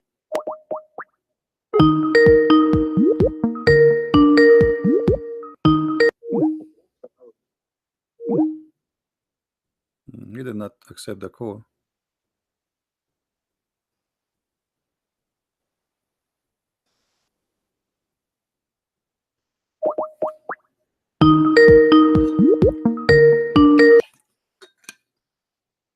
Hello. Yes, Mr. Muhammad, how are you? Yeah, I'm good. Close your camera, please,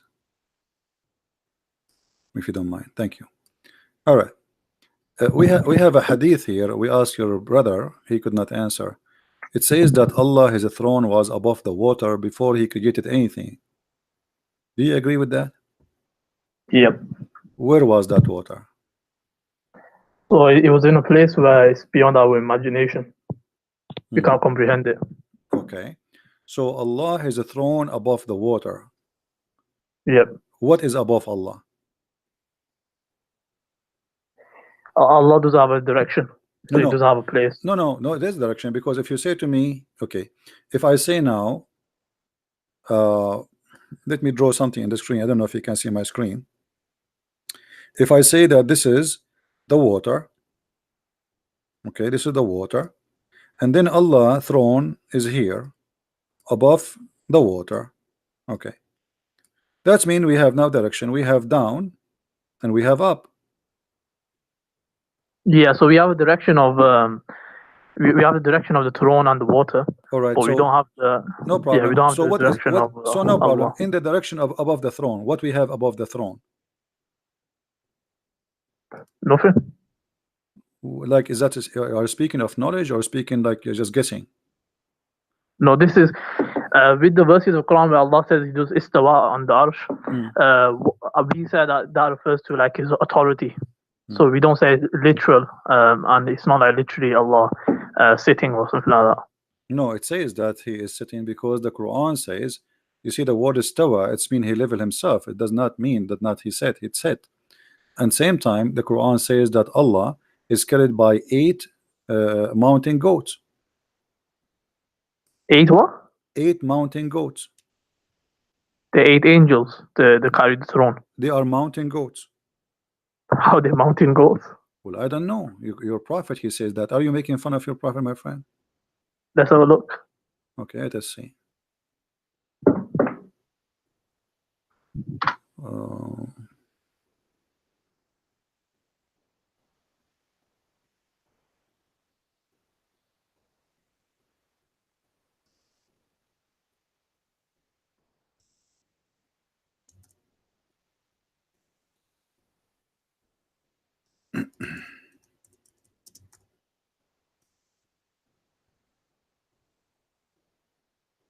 All right, read with me carefully, please. The hadith here is saying there's like 7 heavens above the earth, and the heaven which is above at that similar distance go until the count 7 heaven. Above the 7 heaven there is a sea. This is the water we are talking about, and the distance between whose surface and the bottom is like the distance between the heaven and the next. Above that there is 8 mountain goats, and the distance between their hooves and the haunches is like the distance between the heaven and the next. And above that is Allah. Do you see it?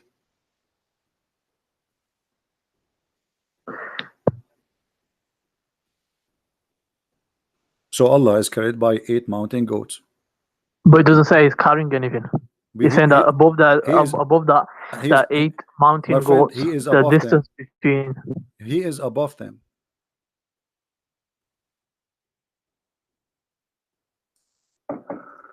Right, so he's beyond that. So he is above them. So it's all about the interpretation of the above. No problem. Let us make it clear. Are they carrying him? Those 8 goats? No. They are not.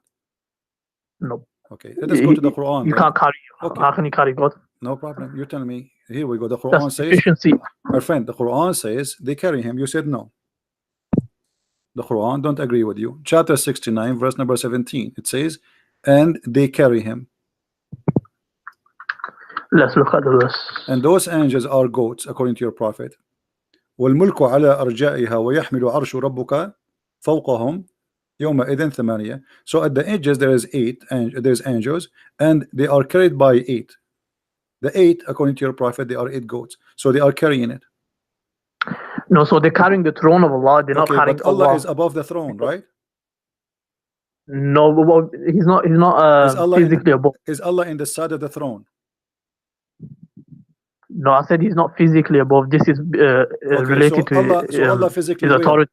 So refers to his authority. So the throne of Allah is empty? Yeah, it's empty. It is empty. Yep. I don't know what's going to be on top of it. Where the Quran says وَعَلَى الْعَرْشِ اسْتَوَى, and on the throne he lived himself. Yeah, that's what you said. He refers to his authority. He doesn't refer to literally. No. Who said that? Who is the one who says to you authority? Yeah, this is a principle. Okay, hold on. But Allah was creating the earth and the heaven before he left up to the throne. So if the throne is the authority, that means Allah, he left the authority there, and he have no authority to create anything. But the Quran says that Allah, he created the earth, and then he created the heaven, and then he went and he leveled himself upon the throne, correct? So what does have to do with the authority? He have the authority wherever he go. Are you saying to me that the throne of Allah is a metaphorical statement, is not a physical throne?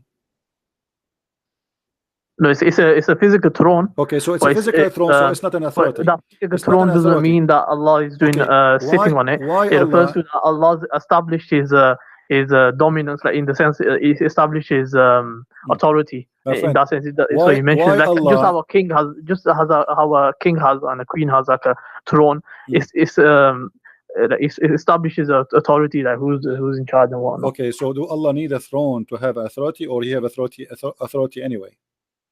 He has it anyway, but it doesn't matter if he wants to establish a throne. Is the throne of Allah created by Allah, or it exists before his creation? He was never created. So where Allah he got his throne from? He created it. Okay, so do Allah have authority before he created the throne, or he don't have authority? He has, but this is you can call it like a symbol of authority. But you said this is a throne which is physical. Yes, physical. So why Allah he will need a physical throne if he will not sit in the throne? It's just to show. Show who? Just to the angels, or you can call it people as well. So why the angels are carrying the throne if there is nobody in the throne? to show the authority. Like the throne is if so Allah massive. is not, if Allah, It's the if size Allah is of it not is so a throne, massive, and it makes people what do you mean? what do you mean Show the amazed. authority? What do you mean show the authority? He is the one who created them. What more they want? I mean, he is God, and he is God with a throne or without a throne. Show what authority? This is funny. Are you saying to me that God will not be respected unless he have a throne? He will still be respected. But what I'm saying, this is so what something what God intended to do it. So that's his choice. We don't dwell in why. I mean, how would you know why? Let us go back to zero. Hold on. When we spoke about Allah is above the water, and we noticed that Allah is above 8 mountain goats. Why there are 8 mountain goats? Obviously, they're not literal mountain goats, because no, they are. It says who is hooves. Do you know what hooves mean? Yeah, but it starts off with telling you the size of places. It probably refers to some sort of size. Huge. They are huge, but they are goats, and they have hooves and they have hunches. Does it say that or no? Yeah, so maybe it's referring to something. What is the use of those 8 goats? Allah knows best. Allah knows best. Okay. I ask you, who is above Allah? There's not. Allah does have a place. He does have a direction. No, we have direction now, because as long as he is above those, it means there's direction. The second you say above, it means there's down and there's above. Yeah, but if it is metaphorical, then it doesn't refer to anything. My friend, why you keep saying metaphorical? Since when? I ask you if the throne is a physical, you said yes. So how is metaphorical? It's not metaphorical. So now, as long the throne is a physical, and Allah is above the throne, that's mean it is not metaphorical. You said to me the throne mean authority. No problem, but it's physical still. So the throne mean authority, but it's a physical throne. Is Allah himself is a physical? No. Allah is not a physical. The word physical won't be used with Allah, because he's beyond our comprehension. So when the prophet he says that Allah he will put his foot, is the foot of Allah is fiction or it is real?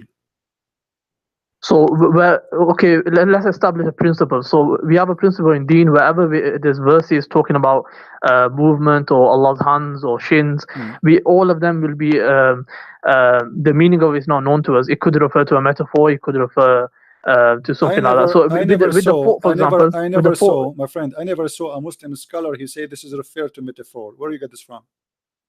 This is actually. Are you a Muslim Sunni? Are you a Muslim Sunni or Shia? Sunni. So why you are saying metaphor? There's no Sunni believe in metaphor about the part of Allah. Allah have hands, Allah have foot, Allah have I can play for you Zakir Naik, I can play all for you the one you like. All of them they're Salafis. Yes. So yeah, that's one valid interpretation. Forget about Sunni. What Salafi? No, not Salafi. This is your prophet. This is your prophet. Your prophet, he said clearly, Allah he put his foot over the hellfire, and the fire will say, are there more to come?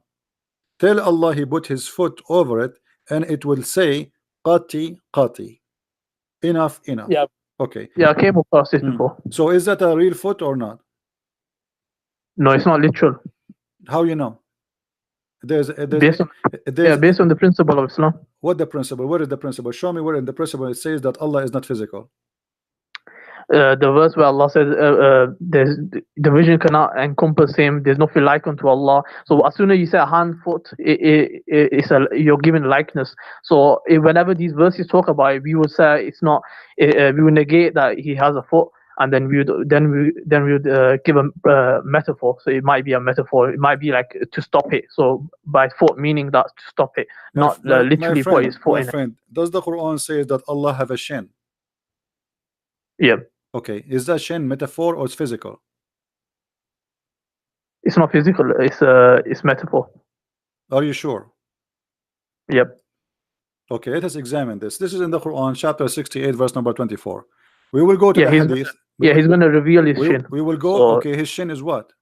What his shin? Is it authority too? It could refer to his glory. It could refer to the glory of Allah, himself. The glory of Allah in his shin. No, you could refer to himself. The shin could be like himself. He's going to reveal himself, so people will see him on the day. All people will see him in paradise. No, okay. Is that a shin really or a metaphor? You said it's a metaphor, but Allah, he will show his shin. They will see him literally. Are they going to see him or they will not see him? Yeah, they will see him. Okay, so this is not a metaphor. I'm saying the shin refers to himself. It's not literal shin. What do you mean? It's not literal. They will see him. They will see him as a shin.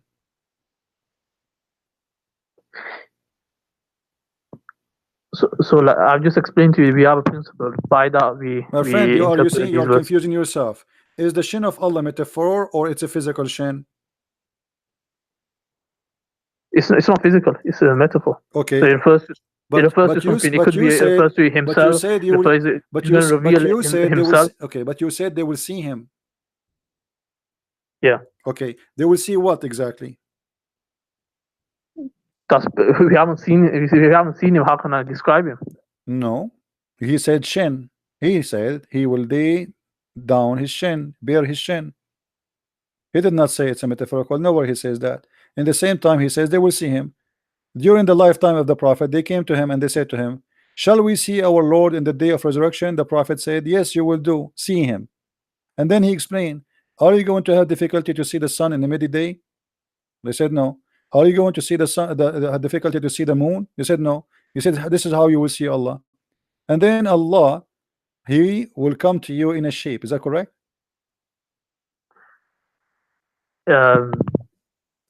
So the narration says something like that. I'm asking you, do Allah have a shape?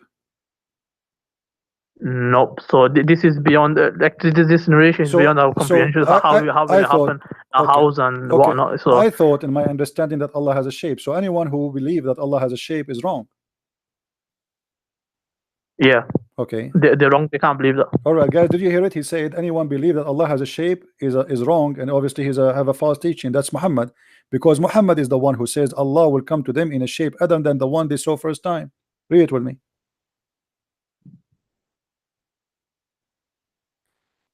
Yeah, that's what I'm saying. I'm saying that this no, what you're saying, my friend, shape. Don't change the topic. You just say the one who believe Allah has a shape is wrong. You're a prophet saying Allah has a shape and he will come to you in a shape. You said to me, and I ask you clearly, do you think the one who believed that Allah has a shape is wrong? You said yes. Muhammad, he says Allah will come to them in a shape nearest to the picture that they had in their mind, according to the translation. Yeah, so when it says, for example, it says here the Lord of the worlds will come to them in a shape and nearest to the picture they had in their minds about him. It'll be so. It could refer to Allah presenting a picture to them. So in that sense, Allah comes to them. But they will see. It doesn't have to be like look how fast. Look how fast you change your statement. You said to me the one who believes that Allah has a shape is wrong. Muhammad, he says he will come to them in a shape. So he is inside that shape, and that shape is physical. When you say shape, it doesn't say that though. No, it says that shape. The word shape is a dimension. The word shape is a dimension, and you know that.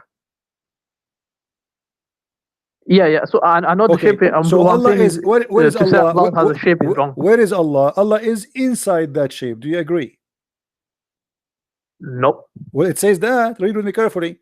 Allah will come to them in a shape. In a shape. So he is in that shape. It's in front of you. What do you mean now? It could also refer to Allah will bring a shape. You keep saying to me it could be, it could be. Well, there's no it could be, because in front of us it says no. It says you will see him by your eyes, and he will come to you, which means he's coming moving physically, and then he is coming in a shape. So what is could be? What is the possible could be? It all depends what the narrator intended when he narrated the hadith. So when what was he intending? What do you mean narrated the hadith? This is your prophet talking. Let me ask you, how many shape Allah have? He does have a shape. I just told you. He have no what? He does Allah does have a shape. It says here, the prophet says Allah has a shape. I just explained to you. He refers to like you did not explain to me. No, he said your prophet says Allah will come to you in a shape. You are saying to me he don't have a shape, but the prophet says he have a shape. And not only that, Allah have two shapes. Let us prove it to you. Your prophet said Allah will come to them in a shape other than the one they know, and will say, I am your Lord. They will say, we seek refuge with Allah from you. Do you agree with your prophet? Yeah, you explained to you. So he's not like Allah doesn't have a shape. Okay, so But what he's the going Muslim to now present. here, He's going to present something to them. So it might be an image or shape, or it could be like a shape. It could be he's going to present something to them that they're going to think that he's my friend, the word that, is so that shape. clear. Let us stop playing games. It says Allah will come to them in a shape. So that shape is Allah. He did not say he will send them a shape. He says Allah will come to them in a shape other than they know. So he is coming. Who? Allah. In which case? In how? In a shape which they know, and will say, he will say, I am your Lord. So that shape will say, I am your Lord, I'm Allah. So why you keep saying it's not a shape?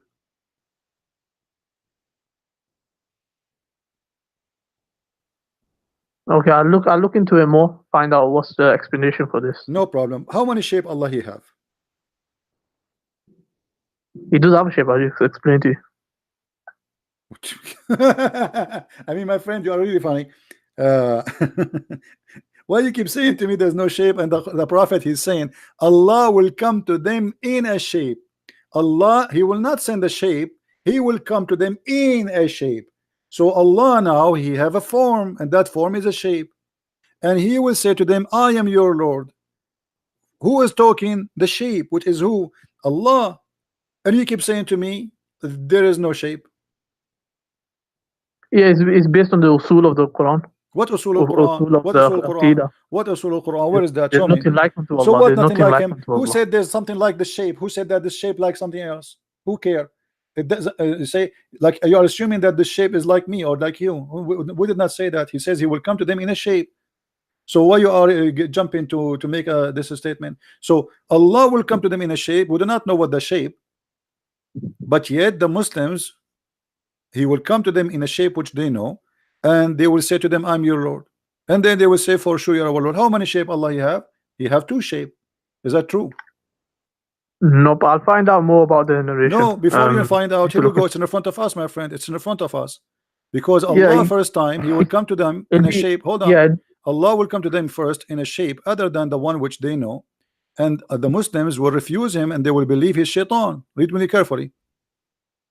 When Allah he come to them in a shape which they don't know, Allah will come to them in a shape other than they know, and will say, I am your Lord. They will say, we seek refuge by Allah from you, and you know, this is our place which we will not follow you, you are shaitan. So you Muslims, you refuse what in this Allah here? What is the rejection? That is something fake is going to be presented to them. I'm asking you, what is the rejection? Why you are rejecting Allah now? Allah is coming to you in a shape. What is the reason for rejection Allah here? Why you reject him? He says to you, I am Allah your Lord. You say to him, no, you are not. We seek refuge from Allah from you, which means you are shaitan. Why you Muslim think he is shaitan? Why you reject him? Yeah, like I said, I need to find out more about the narration. You need to find out. Okay, you know what? It's very clear, but you cannot answer it because Allah here have two shape. One shape which is the shape of the devil, and that's why they thought he is the devil, and they say we seek refuge. The Quran say clearly that seek refuge when shaitan he whisper to you, al-waswasul khannas. So when you say we seek refuge by Allah from you, that means you are saying to Allah you are shaitan, and we will not follow you. No, even if you take it literally, that he has a shape and all that, that doesn't prove your point in the sense that, because all he's saying is that Allah's gonna, if you're gonna take your perspective on it, so he's gonna come in a shape, then he's going to, you know, show my image, for example, what they had in their mind. So when they're seeking refuge, from basically the image that they gain portrayed. But the hadith saying Allah will come to them in a shape. He is not saying I will send you an image as you claim. So your statement is false because he himself coming. Allah will come. This is the coming Allah, which is in a shape. Not Allah will send them a shape and the shape will talk to them. So your statement is false. Secondly, from the beginning of the story it says, they said, are we going to see Allah? He did not say to them, are we going to see someone who present Allah? No. The question was, Are we going to see Allah? He said yes. And he said, even, do you have difficulty to see the light of the moon when the night is clear? They said no. He said, this is how you see Allah. So they are speaking about seeing. He compare Allah, seeing Allah, to the moon. Moon is a physical, the sun is a physical. So don't tell me we cannot compare, because your prophet compare. Secondly, when Allah he come to you in the shape, why he is rejected? He said to you, I'm It's Allah. yeah, if I take your perspective, so it will be. Don't stop, my friend. Stop saying be- stop saying your perspective. This is what your prophet's saying. This is not me. Read with me carefully. They said to him, are we going to see Allah? Not imagine Allah. Are we going to see Allah in the day of resurrection? Some people say it, O Messenger of Allah, shall we see our Lord in the day of resurrection? He said, do you crowd and squeeze each other on looking at the sun when it is not hiding by the cloud? They said no. He said, okay, do you crowd and squeeze each other to looking at the moon when it's full and it's not hiding in the cloud? They said no. He said, this is how you will see your Lord. So this is about seeing him, and he is comparing him to a physical object, the sun and the moon. So stop saying to me this is your perspective. Secondly, when the hadith says Allah will come to them in a shape other than the one they knew, this is not an imaginary. This is he's telling you a fact, a statement of movement. Allah will come. Allah is coming. Allah is not appearing. Allah will come. Allah will come to them in a shape other than the one they know, and he will say, I am your Lord. In return, the Muslim will reject Allah, and they will say, we refuse you. We seek refuge by Allah against you, which means they believe he's a devil. Question: why they refuse Allah? So they don't refuse Allah. They refuse the image that's like other person or whatever in their mind. Thank you, guys. They refuse the image of Allah, the shape of Allah. Why they refuse the shape of Allah? No, this I'm just saying that that's your perspective. So I'm commenting on that. My perspective. This is not my Even perspective. then you're wrong. It's in the front of us, and stop playing games, please. It says he will come to them in a shape. Who is the one is coming? It's not an image walking by itself. It is Allah coming. Allah in that shape. And yet the Muslim, they will reject that shape. Why?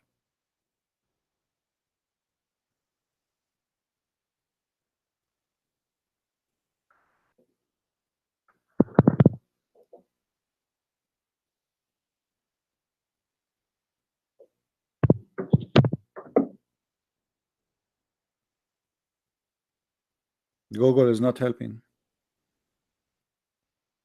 I've already answered that. Yalla. So what's your next point? My point that you Muslim worship idols, because here we go, we change the shape of the idol. You don't follow the idol unless he come to you in a shape which you approve. You will not follow him, even he is himself Allah.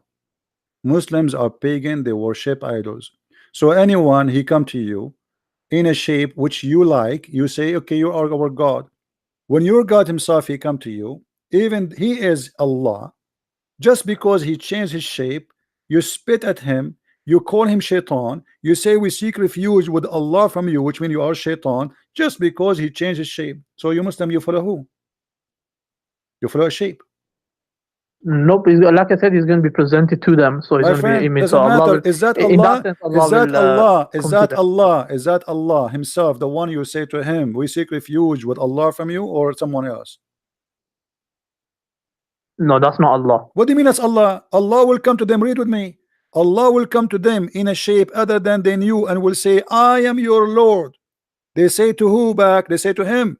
They say to him, we seek refuge with Allah from you.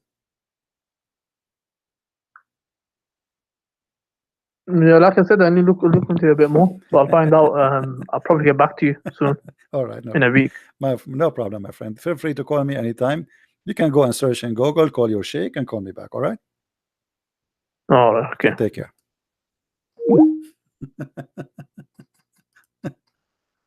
Followers of shape. Followers of shape. Pagan. The pagan god, he changed his idol. They don't like it. They throw rocks at him. And they don't like the shape of Jesus. We refuse him. We follow shape. We are people who worship shape, follow shape, bow down to shape. And if that shape did not come to us as we like that shape, we will throw rocks at that shape, even if it's Allah. This is what the story is saying. A clear proof that Islam is a big fat cult.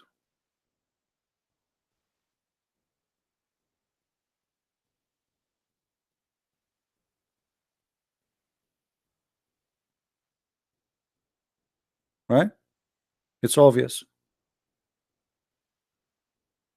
And no wonder you refuse Jesus. You don't like his shape. He come to you as a man. You refuse Allah himself.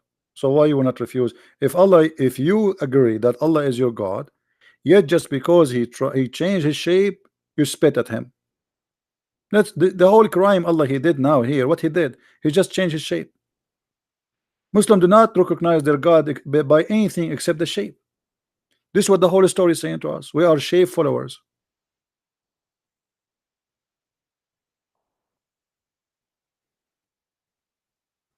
We are shape followers.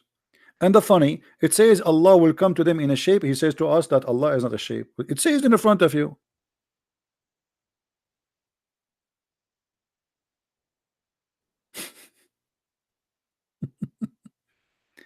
And yeah, obviously Allah is inside his creation because Allah, when he changed the shape, he create. And by the way, what happened to the first shape? When Allah he have the second shape. Now Allah have two shape. What happened? We have two Allah now. We have two Allah. And why Allah is doing this? Secondly, if the Prophet of Allah he says to us that Allah will change his shape in the judgment day, why we will say to him, you are not our Allah? I mean, the Prophet he told us he would change his shape, so we should say, yeah, we know the game already. It's like we watch a movie before it happened, you know what I mean? As long he told us what Allah will do, why in the day of resurrection we will say to him, no, no, no, you are not our Allah. We know Allah. He told you that this is Allah. I mean, do you see how silly the story, guys? People, do you understand how silly the story? It's like saying to you that the Christian prince he will come to the house tomorrow and he will be wearing Santa Claus clothes. And then when he come, you say to him, you are not the Christian prince. He told you this is a Christian prince. He's just wearing Santa Claus clothes. What you are saying to him, you are not Allah. He told you. What a stupid story. So now we know that he is Allah, yet we are going to say to him, you are not Allah.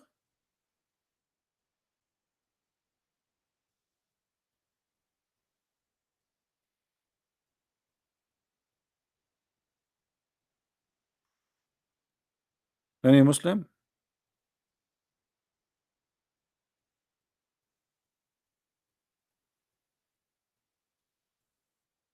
And when Allah he changed his shape, you know, they will say, oh, for sure you are our God. He say, I am your Lord. And then Allah will come to them in a shape they know. What is the shape you know? What is that? What is the shape you know? Giraffe? Elephant? You just told me we do not know the shape of Allah. And Allah is not a physical being and nothing like Allah. So how you know his shape?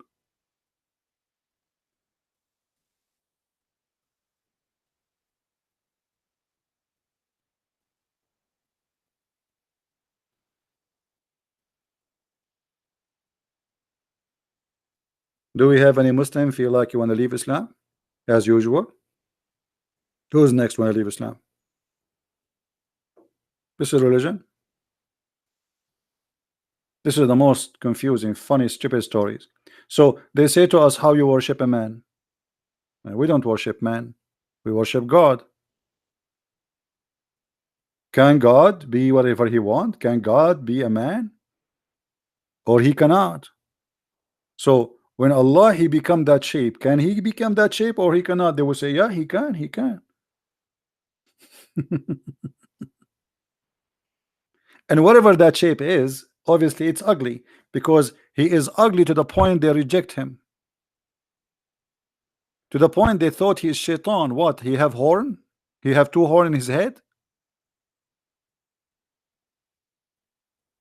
His shape is rejected to the point they believe he is Satan. What is that shape? And why Allah even doing this game? What the point? What the point of this?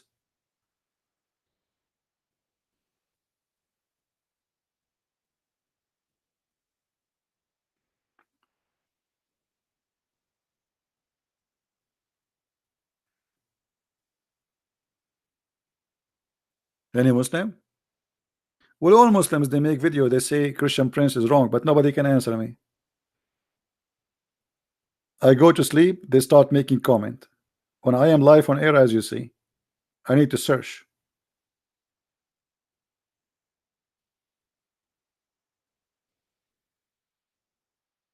We asked them to call their sheikh to call me. Their sheikh, they start shaking.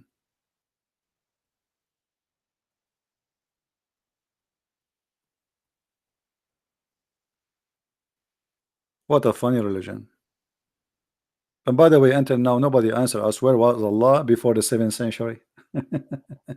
You know, the funny Muhammad, he said, between me and Jesus 600 years. 600 years Allah was taking a nap.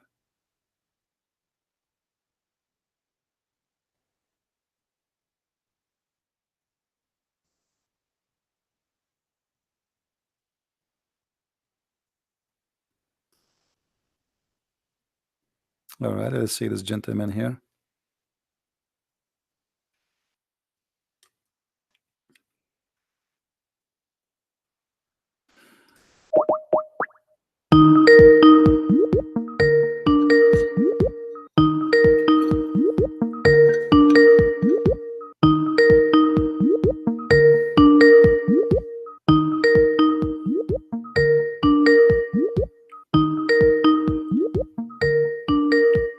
Answer, please. Well, he is not answering.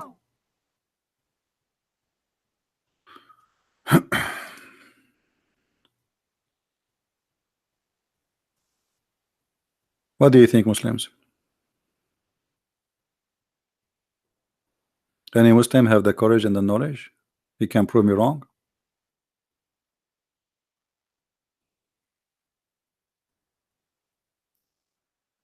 This is a very stupid cult. And look how the Muslim, they try to make it like they water the question. Maybe it could be. It could be maybe, you know, maybe religion of maybe. When they want Allah have a shape, when they want Allah don't have a shape. Is the one who have a say Allah has a shape is wrong? He says yes. We showed him that his prophet saying that. He said it doesn't say that because now it's too late. No, it says that. Fahim, I contacted you before. I called you before you start playing for me love songs. Obviously, you are from San Francisco, Fahim. When a man he play for a man love songs, obviously something wrong with him. Do you remember Fahim? Fahim is a Muslim guy who play for me love songs. He challenged me to call him. I call him. He play for me love songs.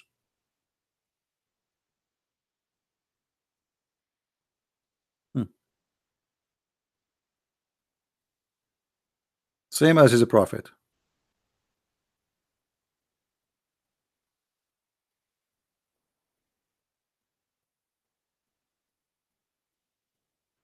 What do you mean I have not done Zakir Naik? You are late. We called Zakir Naik and he answered, and he told me if you call again, I will call the police for you.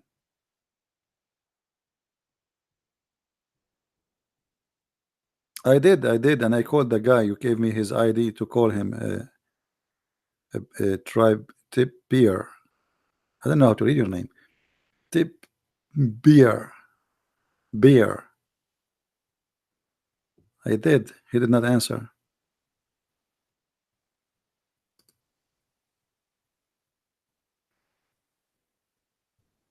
And actually, Zakir Naik, if he come here, he can destroy us, all of us. If you remember when they asked him why a Muslim woman she can't be a prophet in Islam, you know, he gave him an amazing, beautiful answer. The sister they ask a question. Why in Islam there are no women to the prophet? And actually, I confirm that in Islam there is no women to the Prophet, and there is a logical learned for them. And I give example: if a woman in Islam to become a prophet, he had to lead the congregation, and if lead the congregation, he had to do and wudu, and if you do wudu, everybody will look at her ass.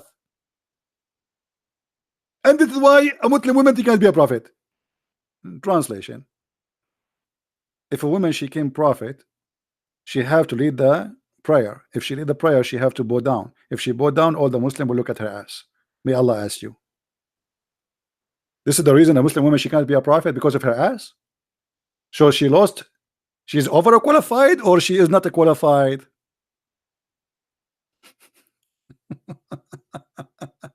Imagine someone applied to work as a prophet, and in the resume it says she have a nice ass, and they say to her, you are overqualified for the job because your ass is so beautiful.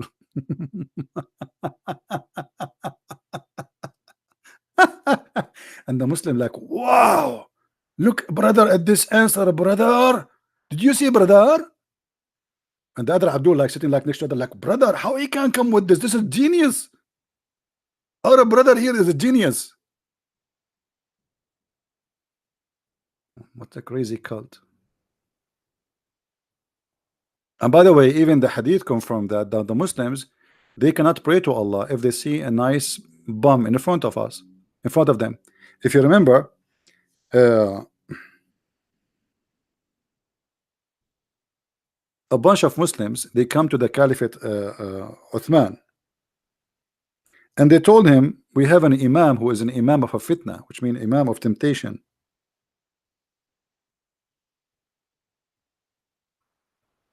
They claim that this imam is tempting them and he is seducing them. I went to Uthman ibn Affan while he was he became the caliphate, and he said to him, you are the chief of the Muslims in general, and you see what has failing to you. We are led by the prayer by a leader of fitna. Read carefully between two brackets: trials, afflictions, etc.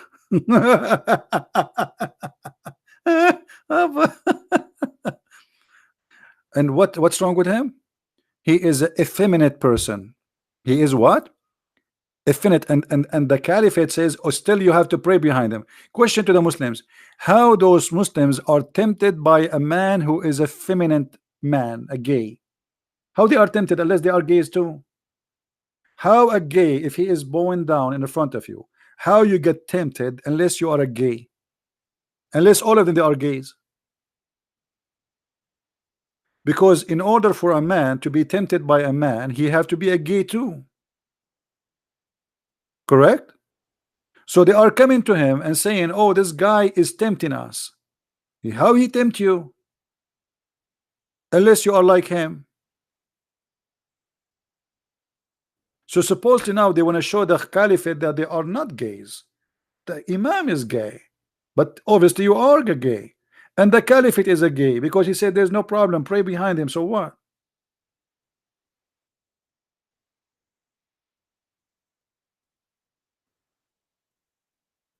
Do we have any Muslim here?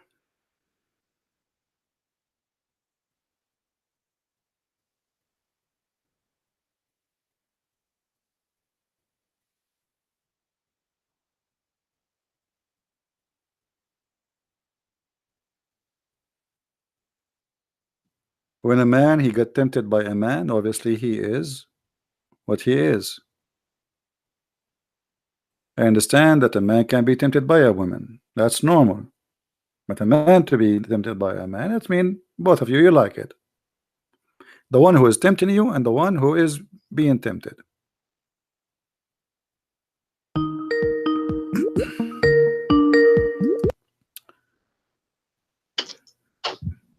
Hello. Assalamu alaikum. Wa alaikum. Thank you. How are you? I'm fine. What do you want to say to us? What was that? So are you a Muslim? Yes. You are a Muslim? Yes. I know, I was looking at your text. Are you sure you're a Muslim? I think so. You are laughing. That's what Allah told me. No. I know. I sound like you are just calling to be a comedian. Are you really a No. Muslim? Yes. Okay, what do you know about Muhammad? But Muhammad, Yeah? he's a messenger of Allah. What his message? His message is that there is no God but Allah, and Muhammad is his prophet. What does that mean? It means that there is one God, and that Muhammad's message is the authentic message of Allah. So there is one God. So why Allah he says he is the best of the creators? It's symbolic language about the angels. What about the angels? That they are co-creators with Allah. The angels they create too? With Allah, they Really? help form. Okay, Yes. what they create? What the angels created? So they help him create the world. Really? Like what? Where do you get this information from? It is from Allah Himself. Where? He speaks to me. Where? Allah he speak to you. Yeah. You must be a messenger too. Yes, I think so. Did he squeeze you too, or he squeezed only Muhammad? No, no squeezing. No squeezing. Do you think something wrong? I mean, don't you think this is missing? No, it's not his complete message. That's why I'm here. Oh, so you are a prophet. Yes. Okay, well, nice to talk to you. I don't have time for trolls. Do we have any Muslim?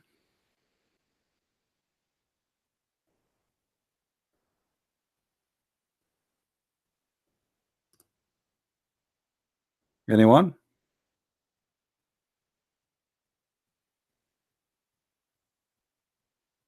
Some people looking for attention, you know. Poor people. Attention, attention, attention. When you are empty, you have nothing inside you, and you want to be seen, you need to seek attention. Some people, they make their skirt short. You do the opposite of what people do, you know. You can go in the wrong highway.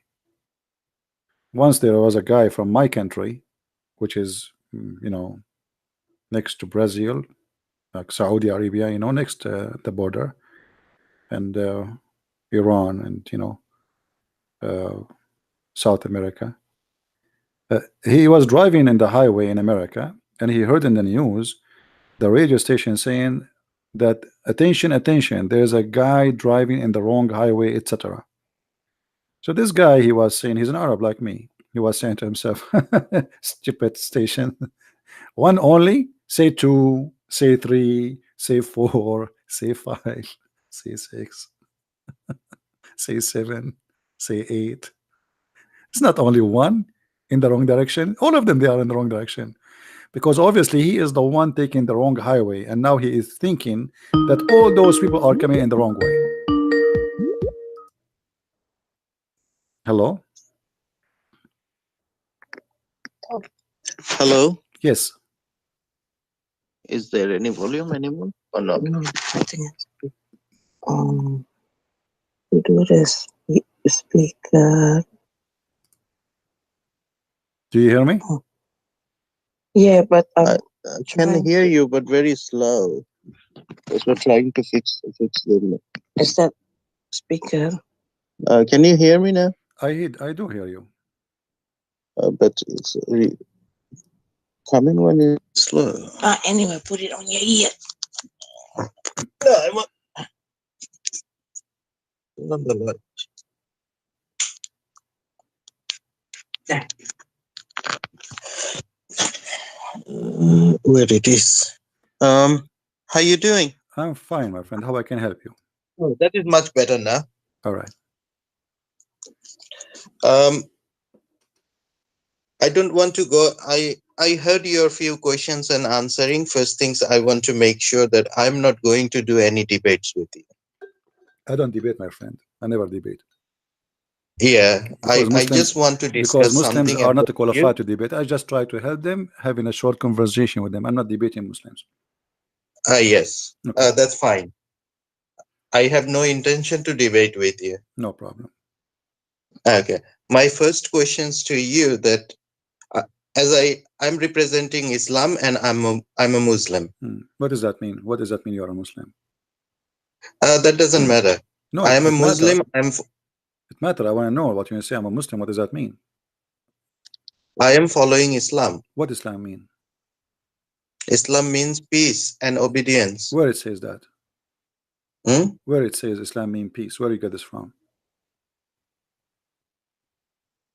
In the dictionary. What dictionary? I am an Arab. We don't have such a thing in dictionary. The word Islam in Arabic mean to surrender. Okay, there are a few meanings. It could be multi-meanings. No, the word peace in Arabic is salam. The word Islam is totally the opposite of salam. Yes, you have. So in English you say known. What do? You put a letter before it. It says unknown. So Islam is not salam. It's the opposite. Islam. You surrender in war, not in peace.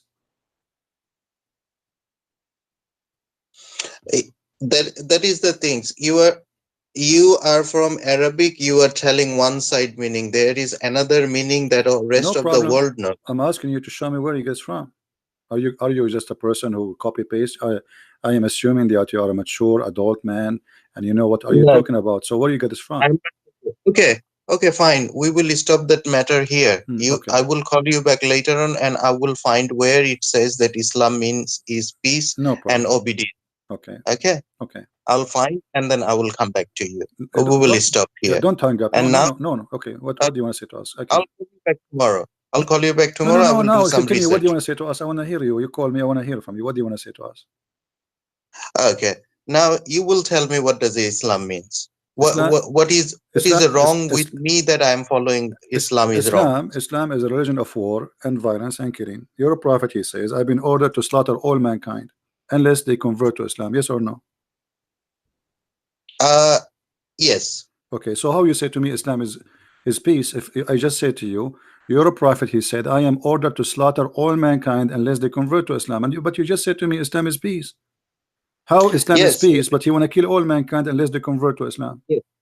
That is based on the situation. What it's situation? Not today and not about now. Doesn't matter. Islam is what is given to Muhammad. Time you have to go. That is the problem with the people. People misrepresenting and misinterpreting the Islam message. But you just said. You just said after I said to you, the Prophet said, "I've been ordered." Saying that what was the contents? My friend, you are the one who said to me after I said to you. You are the one who answered. I said, "Your prophet says I've been commanded to slaughter all mankind unless they say that Allah is God and I am a prophet." And you said yes. So what misinterpretation and mispresentation? Muhammad, he mispresent Islam? You agreed. You said yes. Allah ordered Muhammad to slaughter all mankind. Okay, what kind of a prophet he want to slaughter all mankind just because they aren't Muslims? Look, you are a very knowledgeable person. You did lots of research and you are doing it. I'm just a normal person. I'm not a scholar. My friend, I'm trying to talk to you as an adult. I'm not attacking you. I'm not insulting you. I'm having a nice conversation with you. Hype me up. Okay, I'm helping you. No problem. So I'm talking to you. You are a smart person. And I'm asking you, like it's just a conversation. It's not a debate. So as long Islam means peace, as you said in the beginning. But Muhammad says, I'm going to kill everybody unless they convert to Islam. What is the peace in that? First, I have to know that why he says that. And when he says he said that clearly. He said why. He said, I mean, you are saying to me, I need to know why he said that. He told you why. He said, unless they say that there's no God but Allah, and then they pay me the money, and then they pray as we pray, and then they slaughter as they slaughter, and they face the Qibla, which means the Kaaba, and then if they do that, only if they do that, I will stop shedding their blood and their property is protected. Where it says, can you give me the reference, please? I have to have a look. I don't know. No problem. That. Do you see my screen? No. Cannot CP because it's on my phone. Okay. I cannot show him. I will send you the link. I will send you the link. There's many references, but I will show you the accurate, sahih, correct ones, and you can read it when you want. Oh, sorry for that. Anyway, can you tell me the statement again, please?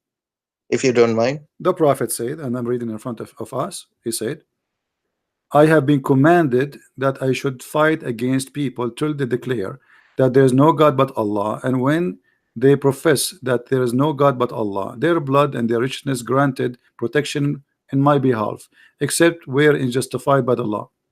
So Muhammad, he says that this is Sahih Muslim, hadith number 21c, and we can show you more hadith.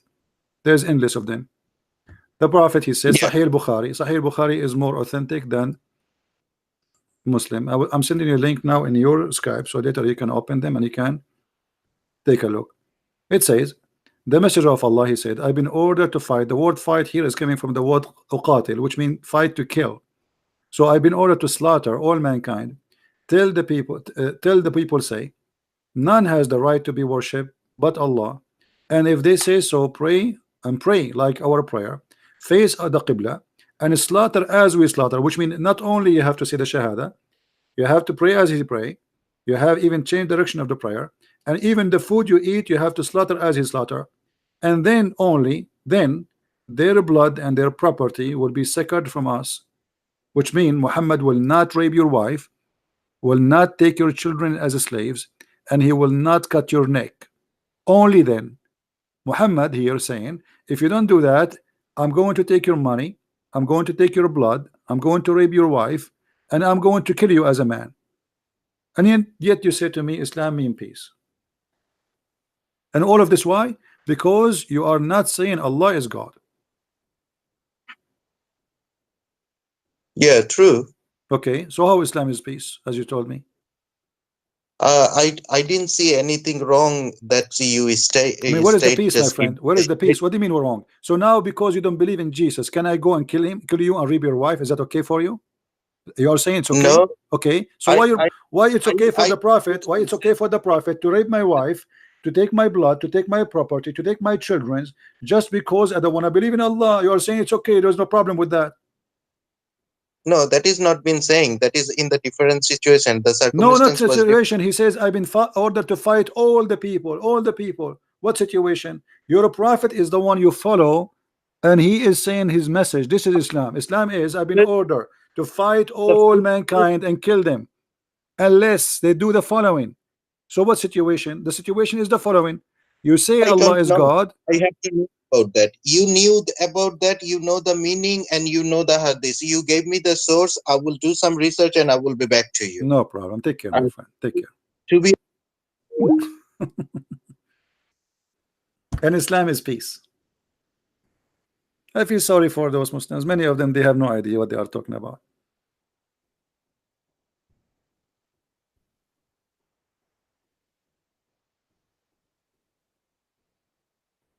I feel sorry for you, honestly.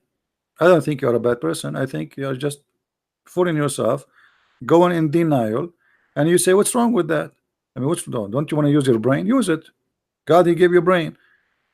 And you know, and the funny, he says to me, Islam means peace. And then he agreed that the prophet, he want to kill everybody. I mean, do you see how much peace is that? The prophet, he will rape your wife, he will take your children, he will take your money, he will steal your house, he will steal your property, he will enslave your children. And if you say Shahada and do slaughter as he slaughter, and you pay him money, and then he will not kill you. Islam means peace. Yet Islam means peace.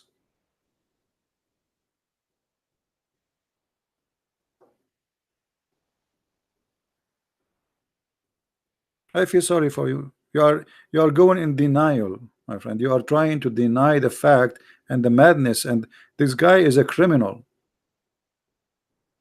Imagine now we say, okay, we are America, we have the most powerful weapon, America or Russia, and now all of you, we have 24 hours. Either you convert to Christianity, or we are going to come and destroy you and take your money and blah blah blah blah blah blah blah blah, and then we say Christianity is peace. And actually, if the Muslims have the weapon which America have and Russia have, trust me, the whole earth is going to convert to Islam in 2 days. Because either you convert or you die. Thank God they don't have those weapons. And actually, if they have this weapon, the first thing they will do, they will kill each other. Both of them now, Sunni and Shia, they are making weapon to fight each other because they hate each other. Islam is peace.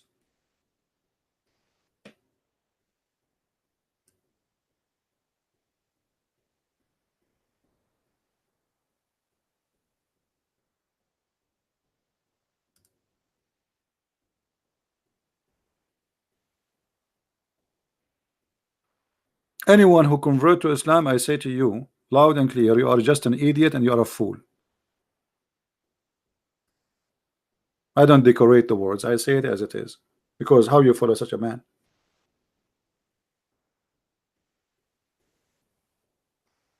How you follow a man like this? You tell me.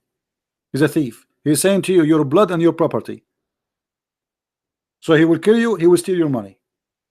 And that supposedly is halal, lawful. What is lawful about it? So a little farmer who live in China, he have no idea, he never harm anyone, working in his farm.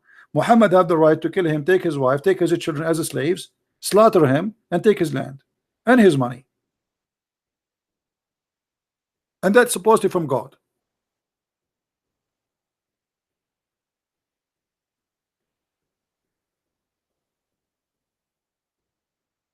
Somebody says to me, let me show you what this guy said. His name is a free bird. He said, when the angel of death when the angel of death come to you, you will cry. You will cry asking for forgiveness for Allah. No, my friend, do you know what I would do? I would do as Musa, because I play karate. Is it true that your prophet, he said that when the angel of death came to Musa's, he broke his eye, he took it off, and he broke his wings?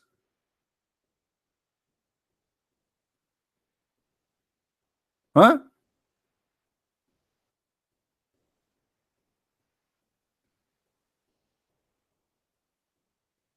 How Allah, if he will punish somebody, he sent his angel, the angel of death, and if he say be is going to be, which means you say die, he die. And then Allah, he sent his angel, and then Musa's,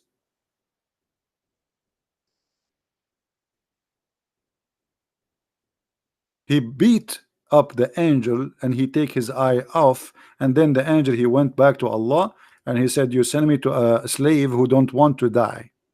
Well, I am a slave, I don't want to die.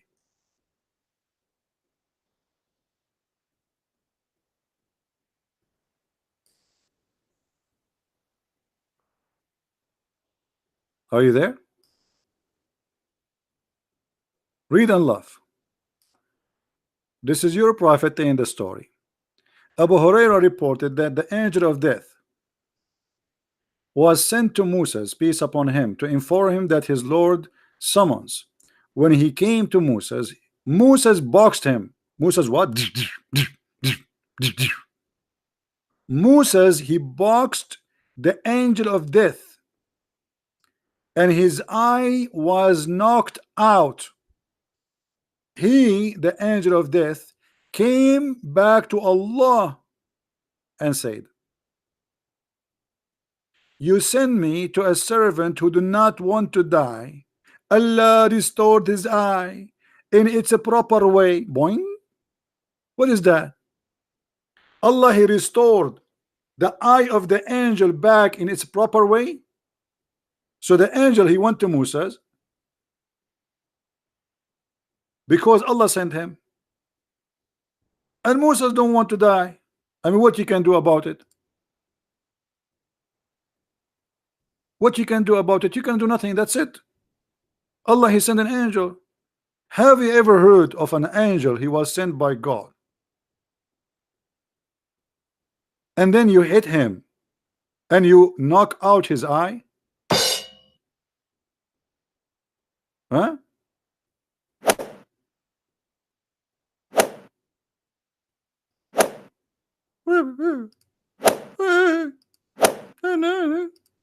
You know what? I was going to apply to work as an angel of death, but after I saw this, I will never accept that job.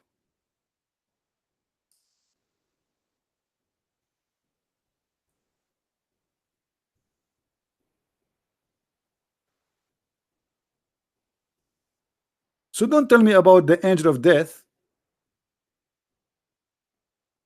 And since when You can change the day you want to die. If Allah said to you, you will die here, and that's it, you beat the angel and you send him back, and the angel went back, and my eye, look what you did to me. And Allah says, Habibi, Allah is a Jew. Habibi Muhammad, Habibi angel, what happened, Habibi? Oh, they sent me to Moses, and he put me in my eye here, I'm going now, Nino, he had no one. And Allah, he said, okay, to the angel, okay, lay down, and let me get some first aid, and I will fix it for you. He put his eye back in the proper place where it was before. I mean, his eye was where after he beat him? It was in his nose, in his mouth, in his bum. Where? His eye came out where?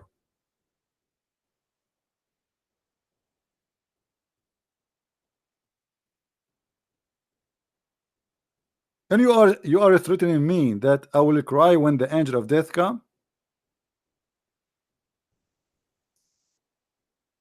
Must be true story.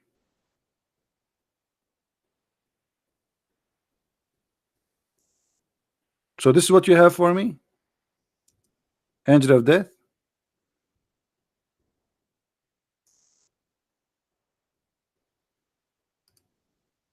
I thought you will find something better. Do we have any Muslim want to say something?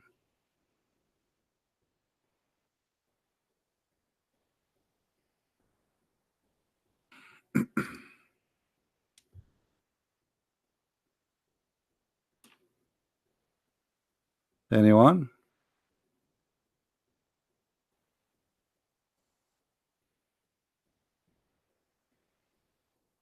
And not only that, after that, Allah negotiate with Moses for how long he will live. He sent him back and he told him, okay, you don't want to die? Okay, now put your hand in the top of this cow, and you will live as many as the hair under the skin of your hand. You see it? I mean, have you ever heard of this? Oh, how long Moses live? There's 1 million hair in the top of the cow, especially it's an ox. He lived as much?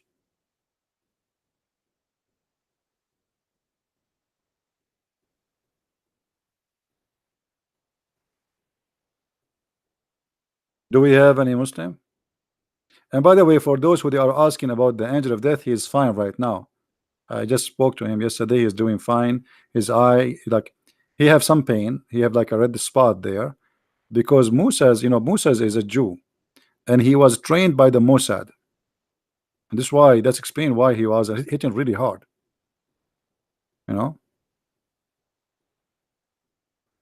Moses decided to die on the spot. Listen what Qasim is saying. The angel came in the form of a man. Let us call Qasim. Let us see what you want to say.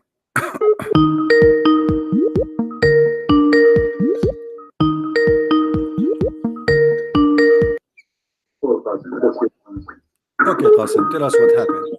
Mute you too, please. Yep. Yeah, what happened, Qasim? Explain to us. So Allah, he sent his angel to Moses. Yeah, so he came.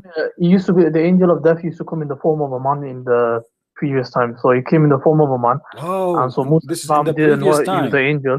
This is Musa didn't know he was the angel, so okay, he hold hit him. Where do you get this that from the previous time? So after this day, the angel, he don't come as a man no more? That's our understanding based on because he used to come in the physical form, so you can see him in the as a human. So where do you get this from? That the angel of death, he come to you in a physical form, and a physical form of a man? From this narration itself. Where it says? He says his eye came out. What? He says his eye came out. Will Allah have eyes? No, he doesn't. No? Okay. Allah don't have eyes. Okay, here we go. This is your, hold on. You're a prophet. He says Allah is short and fat, and he have big ass, and he have two eyes. Here we go. Let me show you. No. Don't tell me no. I'm talking to Christian Prince. Here we go. That's your God. No, that's not my God. This is your God. Here we go.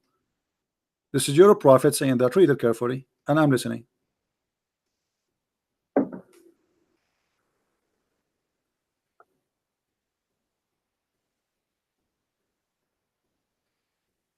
Read. I'm listening. Go. You speak English better than me. Go ahead. Yeah, so it says the Prophet ﷺ said, "I have told you so much about the Dajjal that I am afraid you may not understand. The Antichrist is short, hand-toed, woolly-haired, one-eyed, and eyesightless, and neither protruding nor deep-seated. If you are confused about him, know that your Lord is not one-eyed." You said to me, Allah don't have one eyes. Yeah. Your prophet confirmed. Your prophet he confirmed. No, yeah. You see, your prophet he confirmed that the only difference between the Antichrist and Allah is just the eye. And Muhammad is afraid that you Muslim you will be confused about how Allah look like, because he look exactly as that man. And the only difference between them, you should know how you can recognize him. You should know that your Lord is not one eye. So you said to me, Allah don't have an eye. You're a prophet. He say no, he have two eyes, and he look exactly the same as this guy, but the only difference between them and that guy is the eye. Right. So this is for emphasis. So it doesn't say your Lord. It only says that your Lord does have one eye, meaning that the Dajjal will have. He's gonna have one eye, and he's also gonna have another eye. Yeah, but it's gonna be. But your prophet. He says. But your prophet, he said, he's afraid. He's afraid that you might be confused, and people can be confused. Okay, why you are comparing between Allah and a man, and why they will be confused about which one is Allah, unless Allah is a man too? If I have two character, one is an elephant and one is a rat, why I am afraid that you might think that the elephant is a rat? No, the fact of the matter is that people in history have always, even though they had the concept of one God and we can't comprehend God, they still took a human as God. Even at the time after the Prophet, there was people who took certain figures as God, Muslim, and they were Muslims. But then what does have to do with one God and two God? Now this is not the topic. He is speaking about their look. He is afraid that he told you too much about the Antichrist, and now he's afraid that you may not understand. Okay, understand what? He is comparing between the Antichrist. The Antichrist is a man, correct? Yeah, he's a man. Okay, he's a man. So why Allah is compared to a man, and the difference between this man and Allah is one eye? If Allah is not a man anyway, I mean, why we are going to compare between this guy and Allah? He should compare between this guy and the Messiah, because in fact there's no Antichrist in the story here. This is a false translation. It says Al-Masih Ad-Dajjal. So the false Messiah, the guy he is claiming to be the Messiah, he is not claiming to be Allah. So why Muhammad comparing between him and the look of Allah? He should compare between his look and the look of the Messiah. So the interpretation that's going to be given is that this is emphasis on that Allah doesn't have any defect. But this is not the problem. He is saying he's afraid. He's afraid. He's afraid that you might understand about what? He's afraid that they might think that he is Allah. This is why he's comparing between him and Allah. He should compare. You see, the false Messiah, he claimed to be the Messiah. He is not claiming to be Allah supposedly. So why Muhammad is afraid that you might misunderstood who is the false Messiah, telling you that Allah don't have one eye while this person is one eye? So the whole story here is what to warn you that if you want to recognize which one is who, Allah, he look exactly like this man, but the difference between them that Allah is not one eye. So your God is short, he have a big ass, he have a curly hair, he have it says that in front of you. Why? Okay, hold on. What you're doing is you're deducing that, but it's I am not. Okay, tell me why Muhammad is comparing the eyes of this man and the eye of Allah, and he is afraid that you will be confused. Confused about what? Right. So what the Prophet is comparing is that your Lord doesn't have a defect. So one eye is a defect. Well, thank you very much. Allah don't have a defect, guys. This is a good news. I mean, this is funny. So you are telling me that Allah don't have a defect. This is not the purpose, because he can say Allah is perfect and that's it. But why he is comparing between him and the man? How you Muslim, you say to us Allah is not like anything. You just said to me just 15 minutes ago, you said that. So Allah is unlike anything. So what it's mean to say Allah is not one-eyed, comparing him to a fat short man?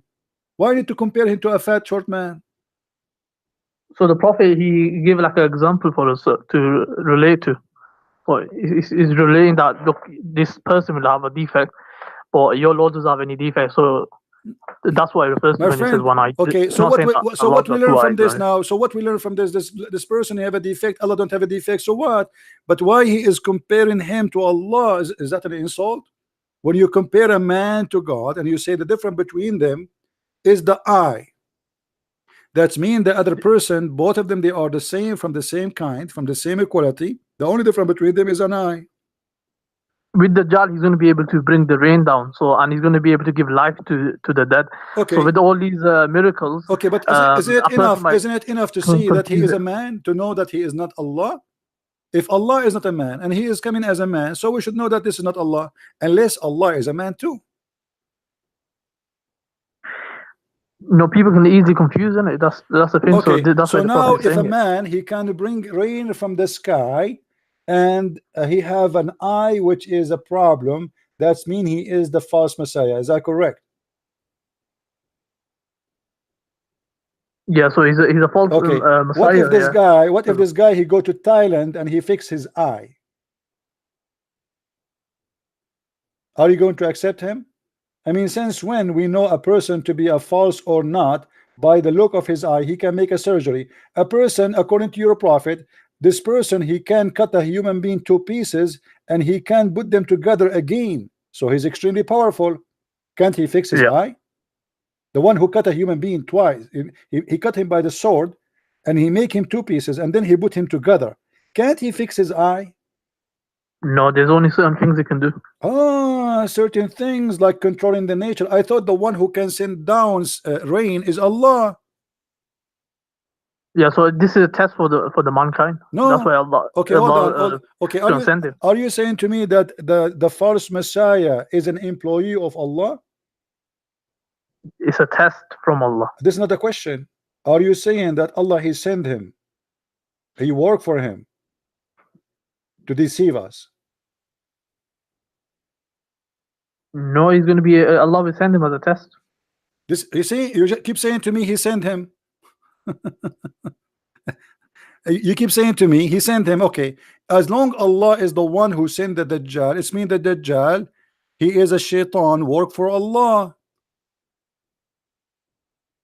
So Allah also created the devil in your belief as well. No, and now no, hold on. My God, he created the devil as an angel. He did not create him to be a devil. He decided to be a devil. So God, well, your God knew the future as well. My friend, so what? Still we have my God, hold on. My God, he knew Muhammad is an evil. He let him live, the same as the shaitan. That's not changing a thing, because in Christianity we don't believe that God he decided our destiny. In Islam you do. Now you just said to me that Allah he sent the Dajjal. Who is the one who sent the Dajjal? Say it again. So obviously Allah allows this person to have like powers and all this. This is another question. Who is the one who sent the shaitan, the Dajjal? It's going to be a test. This is another question. You see, you are trying to avoid the question. Who is the one who sent this false Messiah? You can say Allah is going to send it. Okay, so this Dajjal is a messenger of Allah.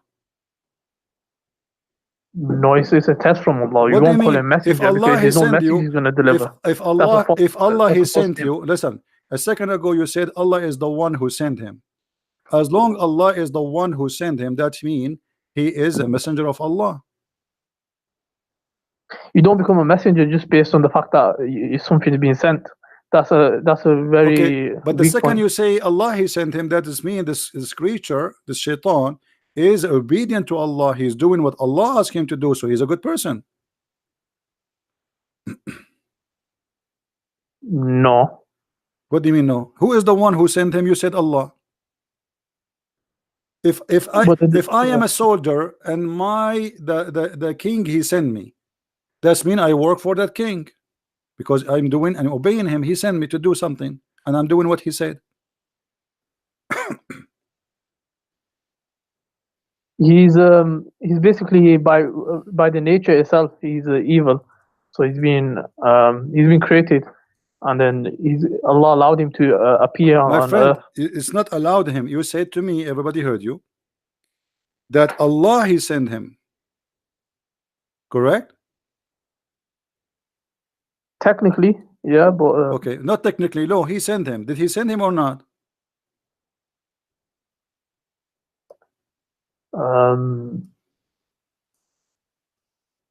Send him in what way? What do you mean? To Send him in deceive what way? us. To deceive us. You said to us, it's a trial. Allah he sent him as a trial. Correct? Yeah, the test. Yeah. Okay, so the Antichrist is a good person. He worked for Allah, and his job is to deceive us. So the bad person is Allah. No. What I'm saying is he's going to be born, number one, and so he's going to. It doesn't matter. Allah Doesn't knows matter. that This is the plan of Allah. Allah have a plan to create this person. He will send him, and his job is to deceive us. So if the one who send like, okay, I send someone to put poison in your food, but I did not put it in my hand directly. The one who put poison in your hand in your food is the one who killed you. But the fact, the one who sent him to do that, he killed you too. So Allah is the devil. No, that's very weird. Okay, let me ask you. Do Allah send shayateen to deceive us?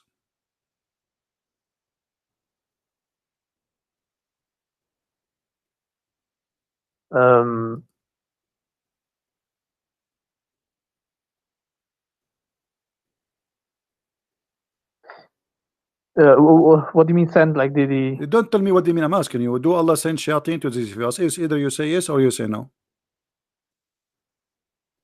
This is what it means. Do Allah send shayateen to deceive us?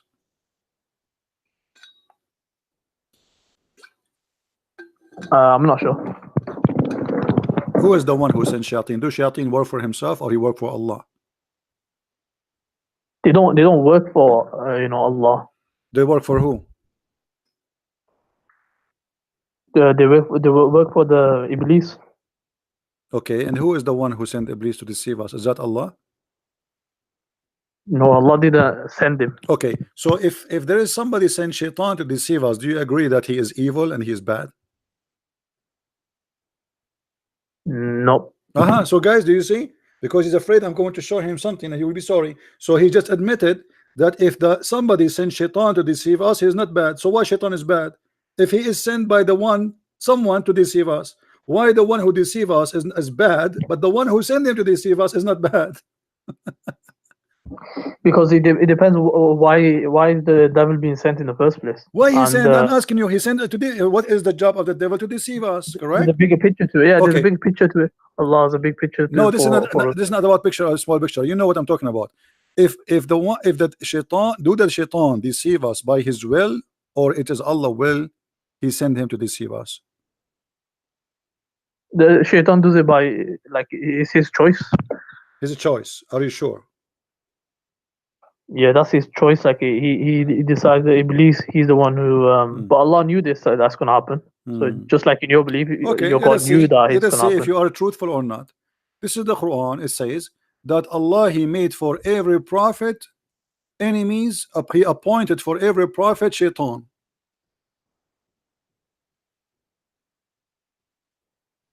Who is the one who appointed shaitan? Allah. You said to us, lying, sorry to say that it is not Allah who sent shaitan to deceive us. You said it's by his choice.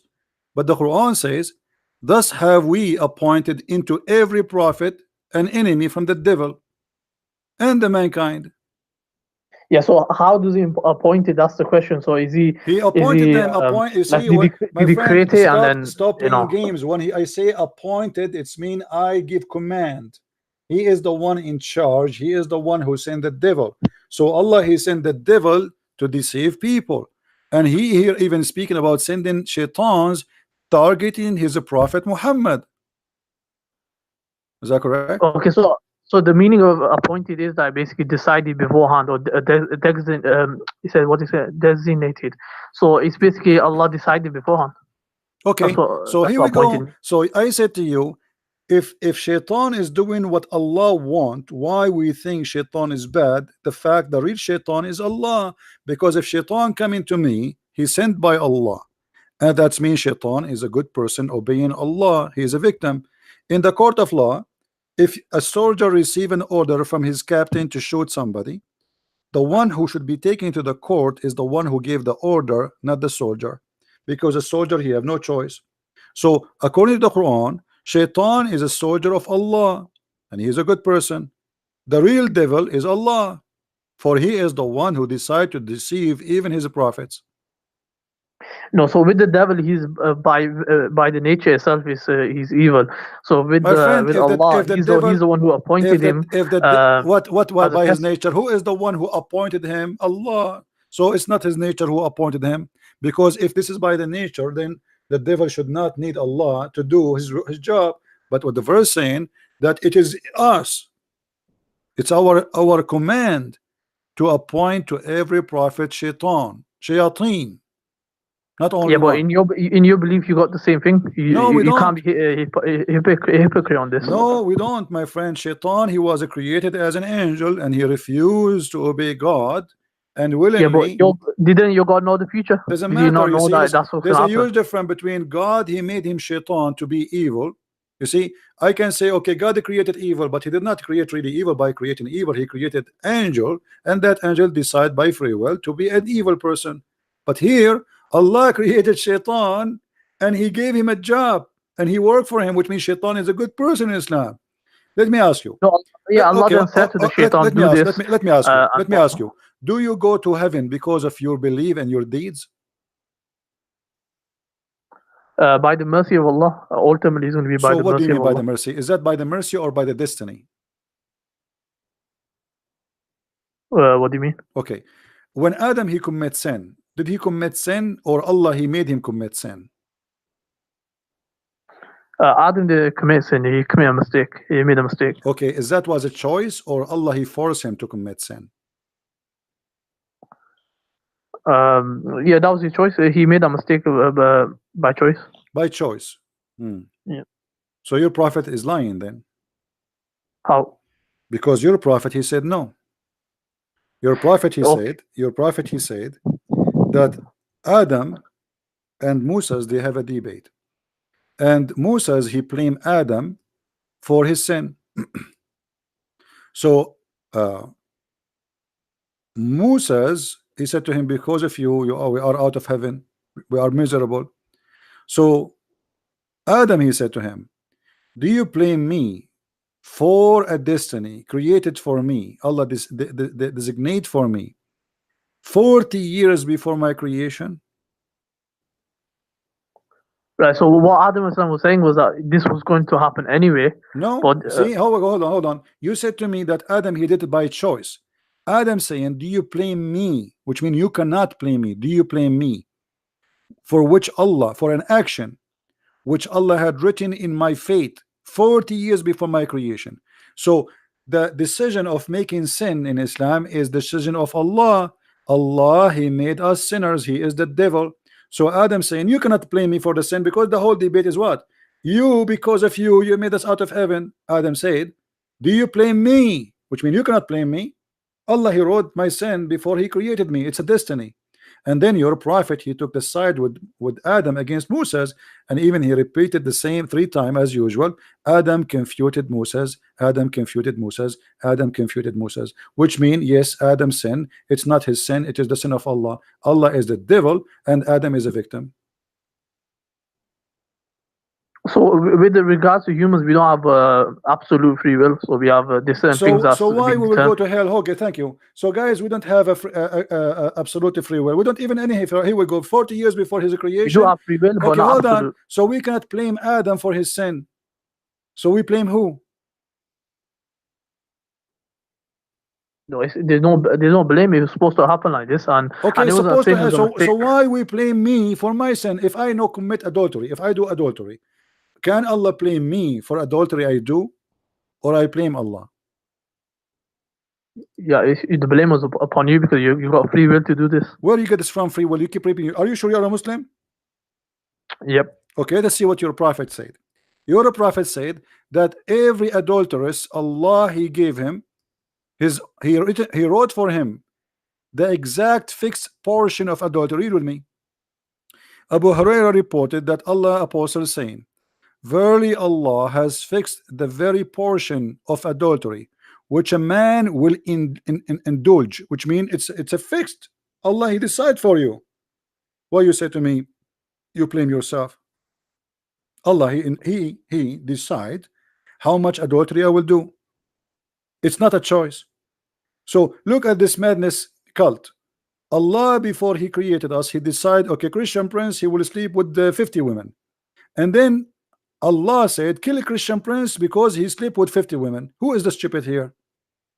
So because Allah knows the future, so He This is not knowing the He knows future. how much He will do, so that is fixed. Read carefully. This is not knowing the future. This is a decision made by Allah about how much we will do. This is not knowing. Read carefully. Allah has fixed the very portion of adultery which a man will indulge. It's not a choice, and which he necessity must commit. Do you see it? Necessity must commit. It is not a choice. Necessity. Yeah, so because it's what do you call it? It's a must that they have to commit. It's because Allah knows the future. So this is not Allah knowing the knows what is future. fixed. It says He wrote for you a fixed portion. It is not the future, which necessity must commit. He's talking about even the future. He will commit because Allah, He wrote it for you. Okay, let me show you this. Stop playing, keep playing games. People are laughing. A child who is born as a baby, he's 1 day old. He will go to heaven or to hell? The child would go to heaven, or he will have a test. Some scholars have said that he's going to have a test on. A child, he will have a test. 1 day old, he will have a test. He's going to be. Allah will make him age forward, so he's going to have a test. That's a good one, my friend. Aisha, she said to the Prophet after attending a funeral where a child who was an infant, he died. She said to him, this child, he will be a child of paradise, bird in the paradise. And Muhammad, he says it might be the otherwise, which means he might go to hell. So why the child will go to hell? Because Allah, He wrote their destiny when they are in the backbone of their father. Read carefully. So this is a destiny. This has nothing to do with sin. Allah, He wrote his sin or his, let's say, whatever destiny he have to go to hell or to go to heaven before He created him. So it doesn't matter he is a child who commits sin or not. Read carefully. Aisha, she said, Allah Messenger, there's a happiness for this child who is a bird from paradise, for it commit no sin, nor has reached the age when one can commit sin. This is the opinion of Aisha, and I agree with her. He said, Aisha, peradventure, it might be the otherwise. Otherwise? What is the otherwise? What do you think? Yeah, so from this narration, well, I've read this before as well. So what it says basically is that the prophet is acknowledging he doesn't know what's going to happen to him. So because he's only going to say what is revelation. No. We know what will happen to him, because simply, if everyone he will pay for his sin, and this child he did no sin, so why he will pay to go to hell? Hell is for those who commit sin. So what do you mean we do not know? Allah told us. Everyone will pay for his sin, but this child, he did not commit sin, neither he reached the age of sin. So we do not know. And then he says it may be the otherwise, which means he might go to hell. But the guy is dead. He's a child. He's a baby. He's an infant. What otherwise? Read carefully. Because God created for paradise those who are fit for it, while they were yet in their father backbone, and He created for hell those who to go to hell while they're in their father backbone. So you go to hell, decision is made when you are not created yet. You commit sin or not, you are a baby 1 day old or not, it doesn't matter. That's what your prophet is saying. So it says here that the prophet said it may be otherwise. So he says it may be, so that's not certainty. So we don't know what's going to happen. No problem. It may be the otherwise, because why? Because Allah, He created you to go to hell or to heaven when you are in the backbone. By the way, the child doesn't come from the backbone. This is a mistake from Muhammad, scientific mistake. But however, He decided where you will go. Your sin have nothing to do with it. The child, he commit no sin. He's a baby. And Aisha, she confirmed that. She said, there's a happiness for this child who is a bird from paradise, for it commit no sin, nor has reached the age when can commit sin. So this is a very pure bird, little child who died. Yet Muhammad is saying, well, you are wrong, because Allah, he make a decision where people will go to hell or to heaven before even he created us, which means Islam is a stupid cult. It doesn't matter really what you do in your life. Allah, he made decision already. Do you agree? No, so it does matter, because within that, what's the creed is Allah give us okay, let me ask you. free will. Okay, let us solve this problem. If you are a person who pray to Allah 5 days a week, five times a day, all your life, and fasting Ramadan, and even going to jihad, etc., are you going to go to heaven or no? Do Allah promise you heaven?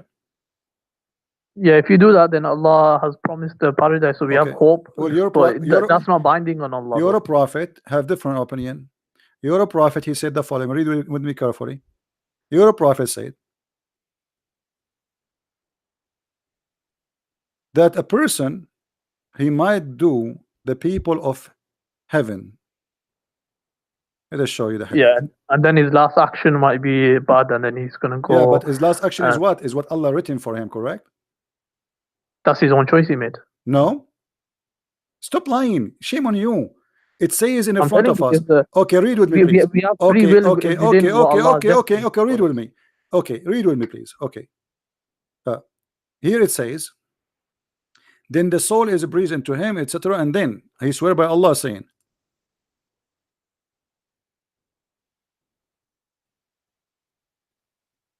and by Allah, a person among you may do the deeds of people of fire till there is only one cubit or an arm distance between him and fire.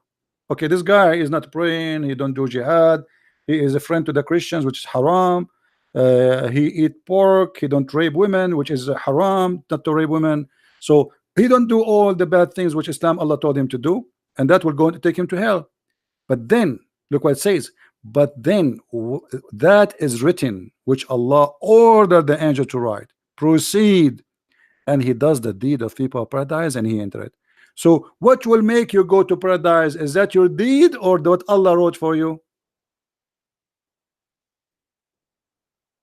So the writing is basically Allah showing his knowledge. So when you wrote in the Lawhul Mahfuz, big fat liar. This is showing his knowledge, you liar. What knowledge?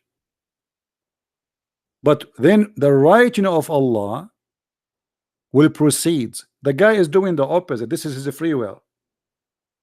The person doing his opposite, he will go to hell. He's almost there, almost in the door. Then what is written by Allah proceed. That was written by Allah, not knowledge. Allah write for you before he created you what you will do. This is not knowledge, liar. And he is showing you the opposite. A man, he will do the deeds of people of paradise till there is only one cubit or two between him and paradise, and then what is written proceed. What is written, this is the will of Allah, and he does the deeds of people of fire, and he enter it. So going to heaven or to hell, it is what by Allah written, and this is why Islam is the most stupid cult ever. So you convert to Islam, you don't convert to Islam, you say pray, you don't pray. It's like garbage, because at the end of the day, it's what Allah he wrote for you.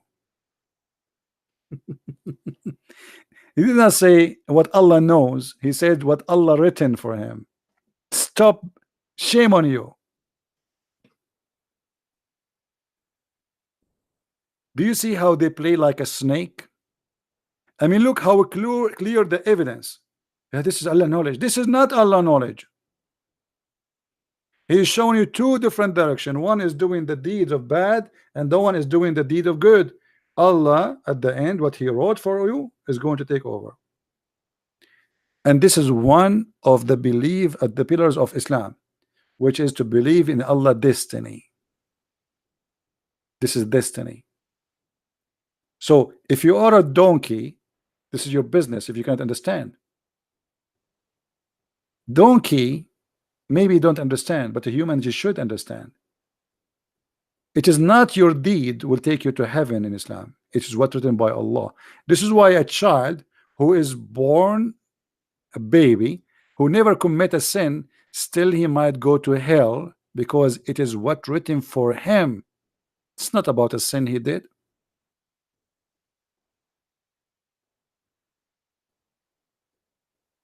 And the funny, he said that a child, he's a baby, infant, Allah will give him a test. What he will give him a test? He will give him milk and wine. How you can give an infant a test? Hey infant, do you like pepperoni or the nipples of your mom? Okay, you fail. Take him to hell. He said he want the pepperoni. This is made by the Western. It's haram. This is the test for the infant. Infant.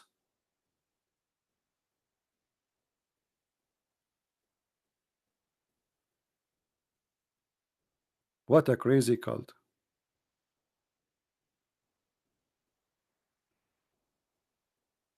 Anyway, guys, I think we have enough for today. Don't forget, please, to download the video. I know we have more than 1,000 people listening, but this is English. If you like to learn more, feel free to get my books. You can search for them in whatever language you speak in your Amazon in your country. In Amazon, you can search for Christian Prince, and you will see the list of my books based on your language. If you live in America, you can search Amazon.com, France, Germany, etc., and you will see it in your language. We have in Spanish, we have in Swedish, Dutch, German, French, and more to come soon, Russian and other languages. So I want to say thank you guys for being here. I hope we learned something good for today. As you see, Islam is a very silly, stupid cult, and you have to be really a person who decide to go blind to believe in such a madness. It's violence, it's hateful, it's a divided human being. Quran forbid Muslims to take non-Muslims as a friend, chapter 5 verse 51, chapter 9 23, chapter 3 verse 28, many verses. All of it is nothing but division of the devil. God is about love, not about hate. And we love the Muslims. We don't want to hate them, and we should not hate them. They need our help. Love is not to be fought. Love what bring people together. If you see a Muslim who need your help, help him. Don't do what they do. There's many people, they speak good, they do evil, and that's what Islam is about. You listen to them, you think they are speaking good, but the fact Islam teach nothing but evil. It's an evil cult. They color it, they sugarcoat, but that will not work. Even with ants, and we are better. Thank you very much for being here. May the Lord bless you. Until we see you soon again. Christ is Lord. Islam is false. Take care.